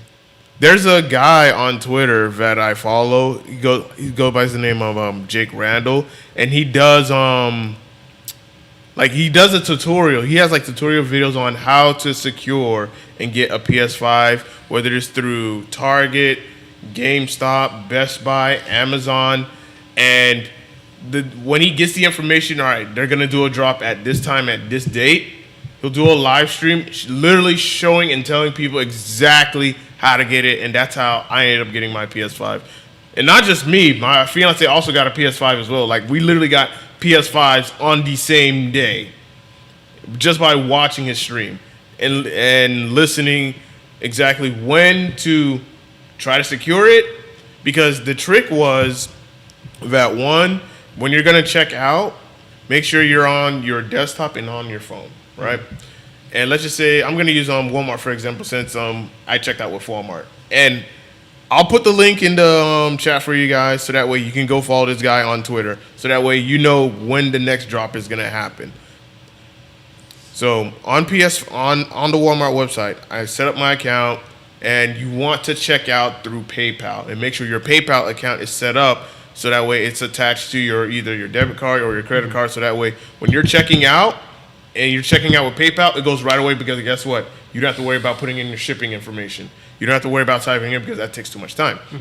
So you set up your Walmart account and then you wait for the next drop. And usually with him, he has like an affiliate link where he posts it in the chat in his live stream. You click that link and it will literally have the PS5 already in the cart. Damn. Yeah. Like it's already in your cart as soon as you click that link. And then all you have to do, check out, and then you press another button, check out with PayPal, and then boom, secured. Holy shit. I think it was that easy this whole time. Yeah. Oh my god. Yeah, Terry also got one too the same day as well. Did you? Oh my god, you lucky son of a gun. Yep, Terry got. Slide that link? Like, why are you taking it from us, bro? I remember because I was like, yo, I got me a PS5, and after that, I told Terry about it, and then she got one too. Jesus. I'm hiding this information from you, man. You I know was how looking long at- I've been trying to get one. Oh my god, I looked at the Far Cry trailer. Holy smokes. Right. Then the DLC, you play as the villains. No shot. Yeah, you play as from 3, 4, and 5. Oh my god. This is hardcore. Far Cry 6 might just be badass. Let's go. I definitely need to get into the series of Far Cry. Oh, let me see if I can. Let me go ahead and post the link in the chat now to his on Twitter, so that way Yes. y'all know when he's going to do the next drop. Like, keep an eye out on his Twitter and also check out his YouTube videos of the tutorials of how to check out. So that way you know exactly when and what time the next drop is going to come. So that way, boom, you got your PS5. Damn right. Whether it's through GameStop, Walmart, Target, Best Buy. Like, even when I was even in this Target stream, and I literally had the PS5 in my cart, and then as soon as I was about to check out, it was already sold out. And that's another trick. When it's already in your cart, don't try to exit. If anything, don't try to exit. Like, if you missed it, just refresh, because usually they release it in waves. Okay. So when the next wave comes, you just try to check out. Don't try to refresh the screen, and then eventually, when the next wave comes, and then you're trying to check out, it just goes through. Good shit. I'm still laughing at the reviews for 5D chess because I just passed by. Oh my god. Still on the 5D chat. 10 out of 10. This is terrible. 10 out of 10. I recommend it. Just This is awful. I highly recommend it for everyone. Oh god. Okay, now I gotta focus. and I'm gonna pin. All right, I just pinned it on YouTube. Let's go. Yeah, I got the link just in case.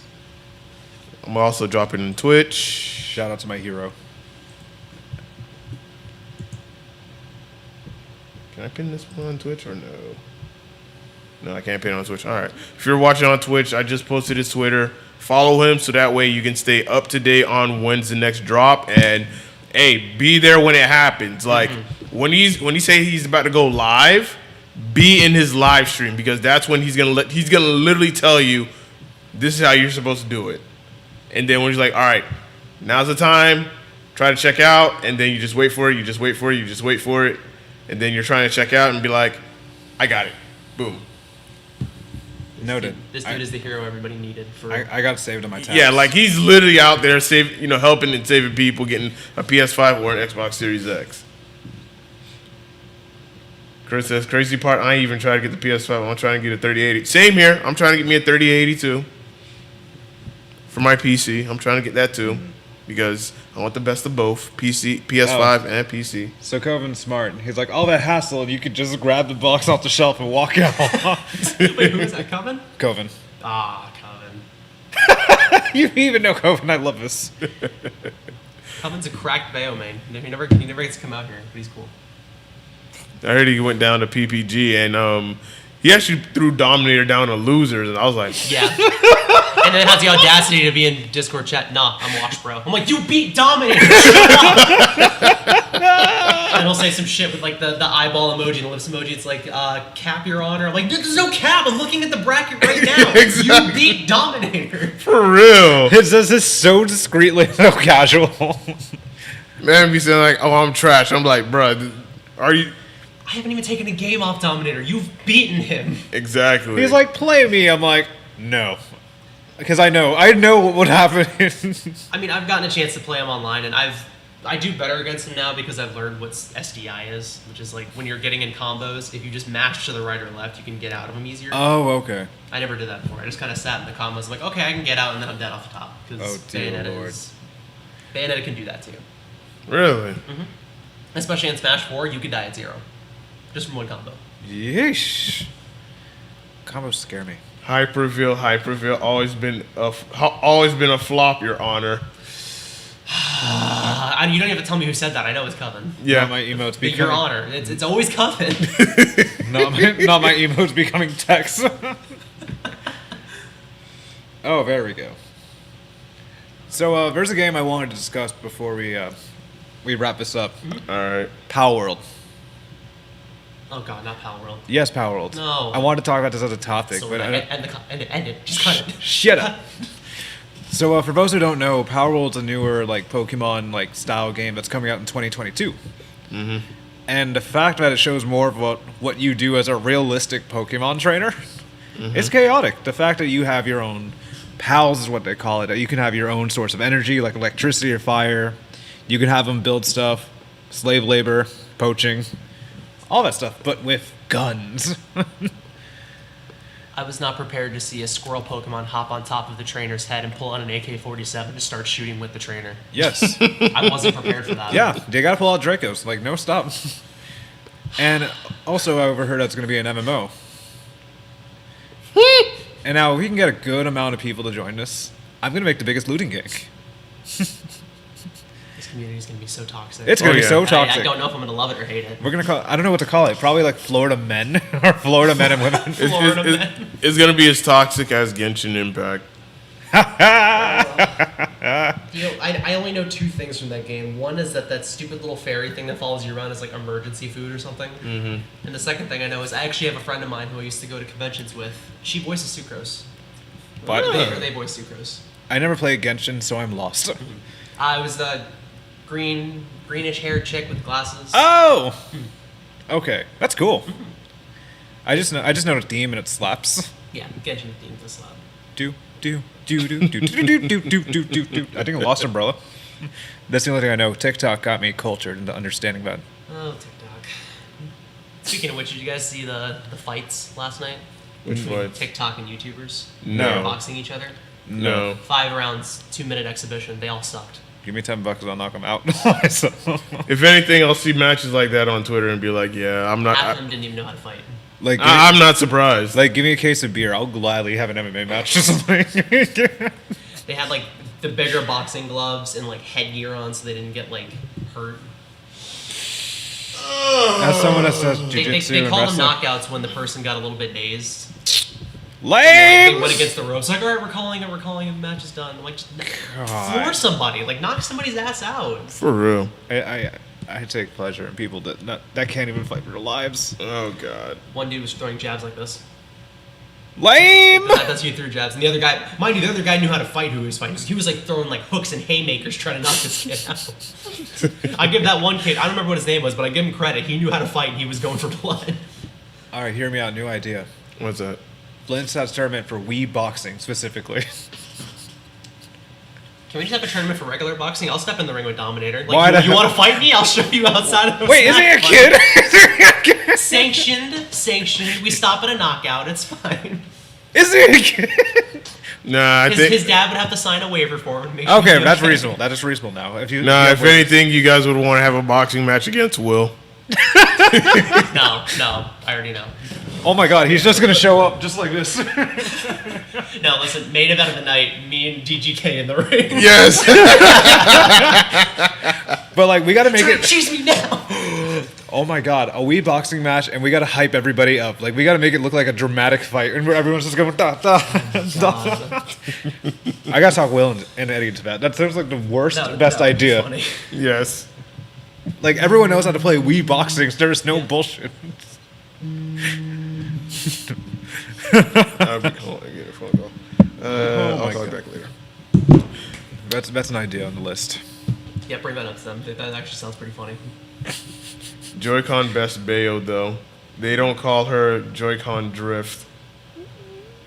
I don't even play Bayo. Coven, stop capping. Your Bayo's cracked. Come on. Stop capping. All right, we're gonna get down to the Q&A. I didn't And- post one. What's that? I didn't post one last night. I was so tired. I got one. So for those that are watching in the chat, if you have any questions that you want answered, whether it's by myself, Waluigi, our guest, JoyCon, go ahead and drop them in the chat. We're going to answer all your questions. And this one question is coming from Virtual Suplex. Yay! Biggest disappointment in gaming in the last 5 years. Biggest disappointment. The list is very big. Let's be specific here. Biggest disappointment. I would say my biggest disappointment, I'd have to say it would have to be Cyberpunk, because Cyberpunk 2077 Yeah. really let me down. That's It would be Cyberpunk 2077 let me down a lot because I was excited for the game. My second one after that is fucking Kingdom Hearts 3. Another big disappointment. Third, of course, would be the PS5 and not being able to, like, as much as I like my PS5, and this is not mine, by the way, as much as I like it, the thing that irks the fuck out of me is the user interface. Like, some of the shit that they had done right on the PS4, they didn't implement it with the PS5. And I'm just like, good shit on PS4, carry it to the PS5. Like, there's no themes. The option to see, like, you know, if you want to invite your friends to one of your matches or games or whatnot, there's no option to see what games all your friends are playing if you're trying to invite them. So you're just literally going to be spamming invites to people, and I hate that shit. It's a gaming pet peeve of mine. I hate it to a passion. Huh. That's what Cyberpunk, the PS5, like the user interface is dog shit. It's okay, but it's just dog shit. Like the PS4, they had it fucking right. Folders, like if you have both, you'll know exactly what I'm talking about. Like the user interface is just completely ass. Like, how did y'all go backwards with this shit? So that would be 3. And then number 4 would have to be announcing DLC and season passes of games when the game's not even out. Yeah. Yeah. I agree with that one. Which game specifically are you talking about? All. Fair enough. So, within the past 5 years, I'm thinking now. 5 years. Yeah. I'll say Star Wars Battlefront 2. Mm-hmm. With the fact that EA was literally willing to sell all of these fucking characters. Glad that you're able to earn them, but then having a Chewbacca have 2 skins where one's just a bandage and costs like $20. It's a difference. It's just a bandage on his arm. That's it. I'd also say No Man's Sky at first, because there was barely anything to do. The game's expanded ever since, so I do give it some respect. Then I'd say Cyberpunk, because even on Xbox it was a nightmare. I mean, like Silverback said, even on PC, it was like that's like the best place a game should run. It still ran like shit. Yeah. I know. I tried it on PS4 as well, and it just did not sit right. No. God. What about you, JoyCon? Your biggest disappointment in gaming in the past 5 years? I guess honestly, I'd have to piggyback off both of you. Just say Kingdom Hearts 3. Like that was a game that I had waited for, for so long for, and then it just turned out to be. And that's the thing, is I wouldn't even call it a bad game. It was just, like we said, it was a game that was in development hell for the longest time, and it just came out as mediocre. Yeah.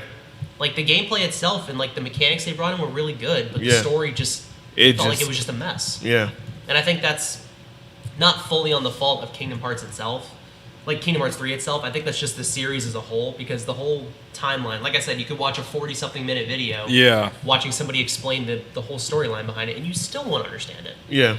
And another thing, nobody's played it, but a phone game is the most lore important game of the Kingdom Hearts series. There is a phone game that's only in Japan that you literally can't play unless you're in Japan that is more important to the lore than any of the other games. Wow. I think it's like called Kingdom Hearts X or Kingdom Hearts Cross or something. Let me see.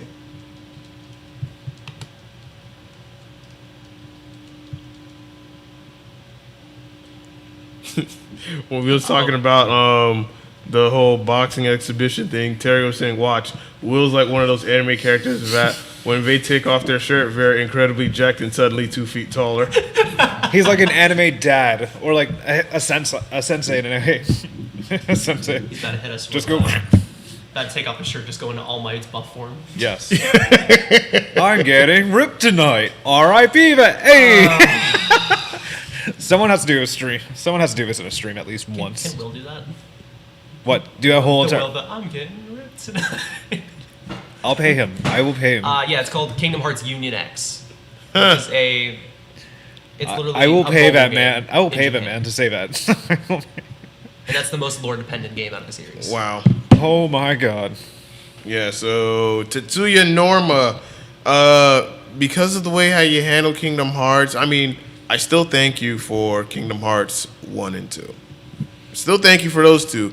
But the way how you handle everything else is just like, the fuck? Why? You had it on the PS2 at first, and then, okay, we're gonna move it to the Game Boy. Why?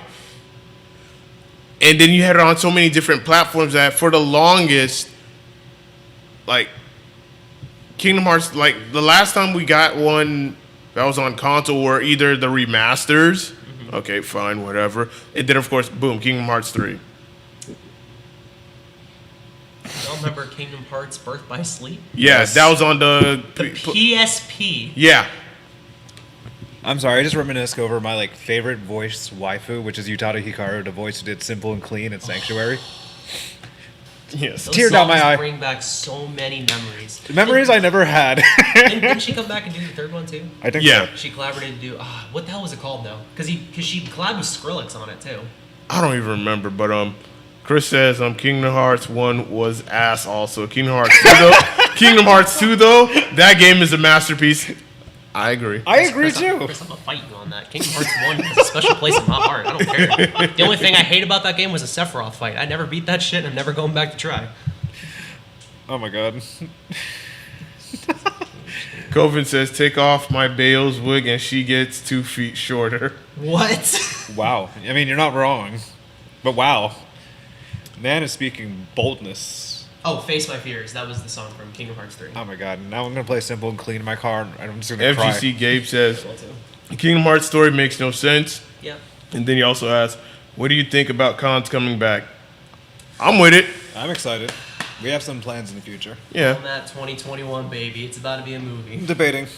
I'm Debating. not debating. I'm fucking going. I may not go because of CEO. I got my cosplay list ready to go, man. I'm good. Oh shit, you're cosplay too? Yeah. Get the fuck out. I'm not as like the professional as some of the other Who ones, cares? but You're cosplaying. I know I'm gonna be doing Fat Gum from My Hero Academia. Nice. Dante from Devil May Cry. Nice. But it's gonna be DMC5 one because the beard with the Oh, yeah. all that Makes shit. yeah. I'm glad you didn't say, do you ever Devil May Cry? I would have killed you. We don't talk about The that. reboot of Devil May Cry. We don't talk Wait, about should that. I be in the list of our bad games? I mean, that was past 5 Yeah, years. that was but- like 2010. no. No. Yeah, 2010 maybe. Yeah, You're 2010. gonna make me look this up now. Yeah. No, look it up. actually, it might have came after because I think DMC4 came out in No, DMC4 came out in 2008. 2008. Yeah. Okay. Yeah, I'm losing track of the years. But yeah, Fat Gum, Dante. I'll be doing Maruki from Persona 5R, which is like the school doctor. Ah. And I remember. then the other one I'll be doing McCree. OG Overwatch. I'm going to read this comment. Coven says, never played Kingdom Hearts, but Girth by Sleep sounds familiar.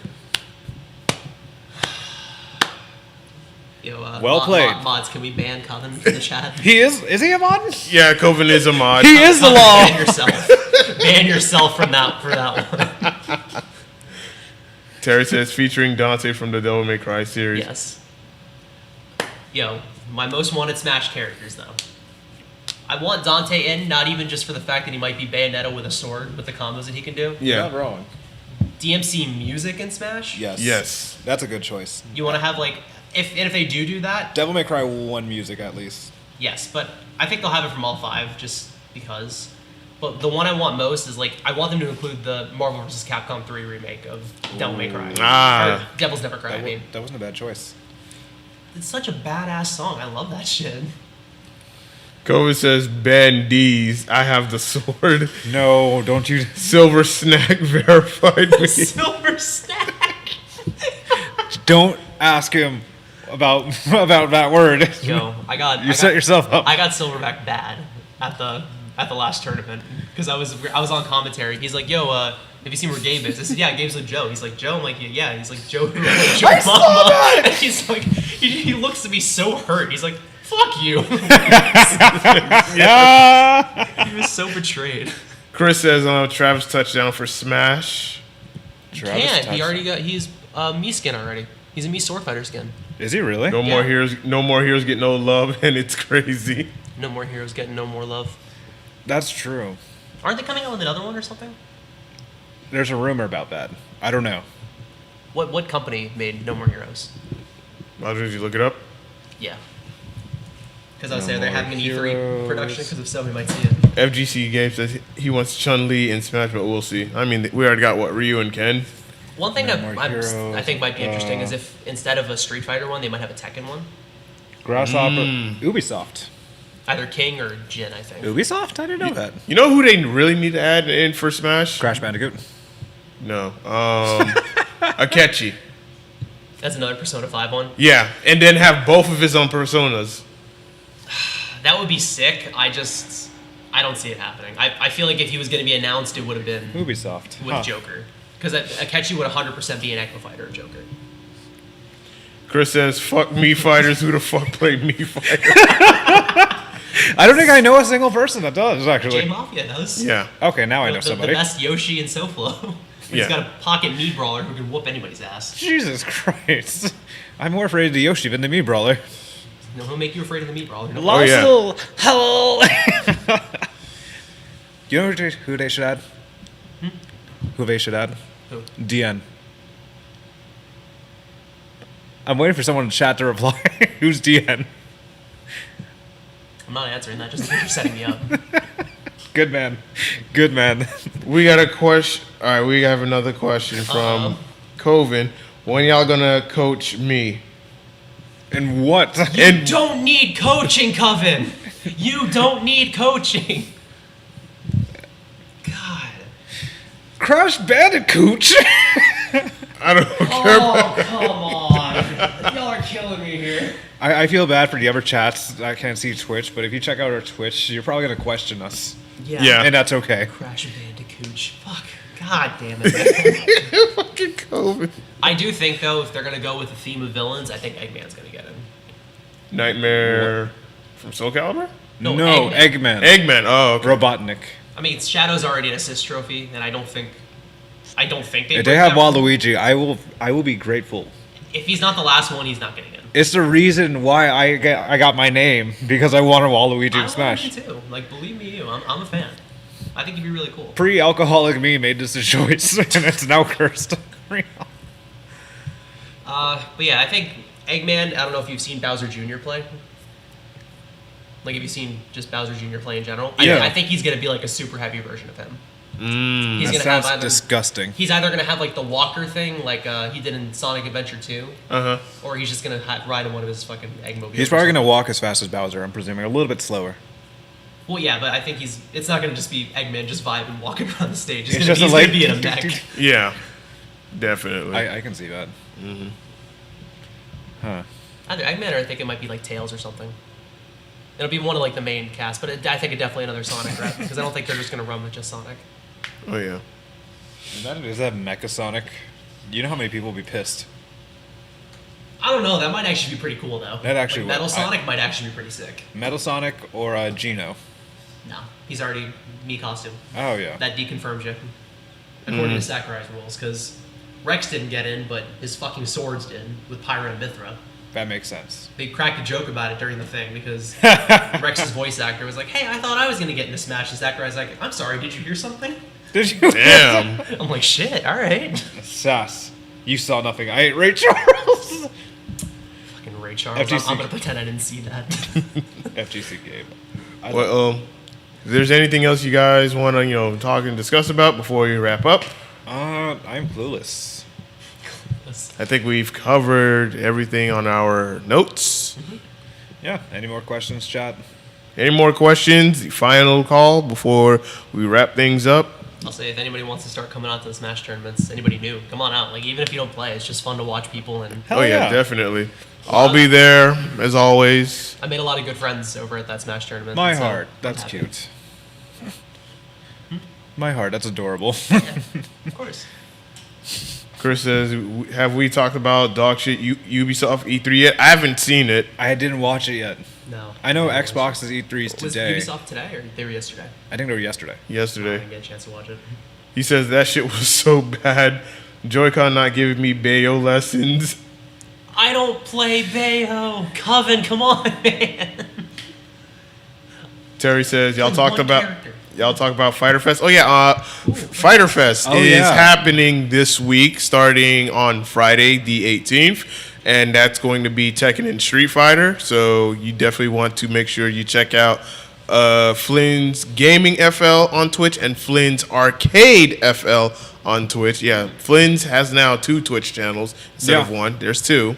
So that's gonna happen. Then that Saturday the 19th is Smash, and that's gonna be literally the longest night of my life. Yo, The longest night, and it's gonna be an epic night because we have some special announcements that I'm in the process of finalizing with Eddie, and once that's finalized, we're gonna have a special announcement that we're gonna give our Smash players, and the hint is that it's going to benefit the ones that have been with Flynn's from September of last year all the way to Fighter Fest 1.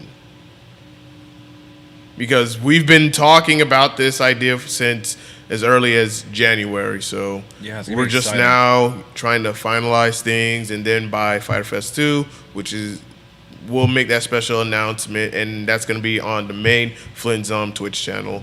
And then that Sunday, which is the 20th, we are going to have our very first Guilty Gear Strive tournament Oh man, it's gonna be crispy as fuck. and Mortal Kombat 11. Oh my god. Yeah. I don't know if I'm ready to do Mortal Kombat again, but it sounds like fun. I might come out on Sunday just to see how Guilty Gear goes. Yeah, So if you see the highlights of Flynn's, you will see my ass getting destroyed. Well, I saw on one of the other podcasts, it's like fate that you guys fight each other round 1. Yeah. Like, Literally, every time. Yeah. it is either 1 in 18 or 1 in 13 chance. And you guys still managed to get it round It's 1 not every even time. rigged, which is even worse. Yeah, and I'm the one seating the bracket, and I was like, all right, let me seat it, and put this guy above, and this guy's all right, he's good, let me put him above. And I usually put myself way at the bottom, and then, I'm seated with Waluigi first round. I'm like, the fuck? Twice in a row, this has happened. Twice. Oh my god. There's no like rigs or there's no like we don't even know this. I'm just like, well, you look at this. Yeah. Now this literally. happens for Guilty Gear. I'm thinking it's fate, literally. Oh, yeah. Thank God it's not a Soul Calibur tournament because I know you kill me. What can you tell me about Guilty Gear? Because I know it runs with the same engine or same people making it as like Unreal Fighter Engine. Z. It's Unreal Engine. Okay, but like Fighter Z has like ArcSys made that, and they're making this one too. In a way, but I'm not really deep into Guilty Gear, and I know Coco Veal is probably screaming at the top of her lungs to realize I'm mentioning this. But I see it more as like an anime like fighting game. But it's definitely versatile. Each character is unique on their own. I looked at very brief gameplays, and it's a lot more simplified Okay. compared to playing Street Fighter. Because I was trying to describe it to somebody, but it feels like Dragon Ball Fighter Z with side-to-side panels. Not like where it's Jump Force or Shinobi Strikers where it's 3D or like 360 degrees. Yeah. You just have like your basic platform. I kind of respect that, bringing back that gameplay. I like that. Yeah, I think that's pretty cool. Alrighty, and last comment. Chris says, all right, hold on. FGC Gabe says, I'm gonna head there for Fighter Fest Friday to get Reezy I think that's ready, right. get ready for Tekken. Reezy. And Chris says, Tekken tournament. You say I'm about to pull up so I can represent New York and New York City and Armored King. Hey man, if you're able to make it down here to South Florida, Hey, Do it. Come on down, man. Also, Yeah, hit come me up through. on Xbox, dog. Wait, is this the same Chris? the FGC. Chris, do you have Xbox? Because no, Channel has an Xbox. Oh. Channel has Xbox. Okay. Yeah. Because I added somebody and I completely forgot who I added. But yeah, other than that, JoyCon, it has been an honor to have you here Yeah, my as dude. our guest. Appreciate that, guys. Thanks for And having me on. can't wait to have you again in the future. Hopefully, maybe we'll do like a group podcast session where we have you and some of the other Smash players Please. here. So We gotta think of a cool name before we do this. Of like a really cool Smash name. I got it. I'm gonna come up with it later. yeah, we'll come up with it later or whatnot because yeah, I want to have interviews and talks with the Smash players that come out here to Flint and just get their side of the story, more people can get to know more about them, and yeah, man, and just see where it goes. But JoyCon, thank you Thank for you, my being dude. on. Thank you guys. for being a part of this with us and just hanging out with us. And COVID says smashing with the bros. I knew it! I should have said that! Honestly, you know what? That's actually good. Fuck it, use it. Smashing with the bros. It's good. I mean, like, this is June, so I can understand that. I'm sorry. One of us had to say it, and you knew it. It's June. I'm going to hell for this. Don't worry. We got first class seats. We'll be down there with you. I'm getting. Oh my god. Oh god! All right, y'all. This has been episode 28 of the South Florida Lord, Gamers forgive me. podcast. The audio version is going to be available on SoundCloud, iTunes, Google Podcasts, Anchor, Spotify, and of course, video playback will be available once the stream is done and over with. Y'all have a good time. We will see you next week with our next guest.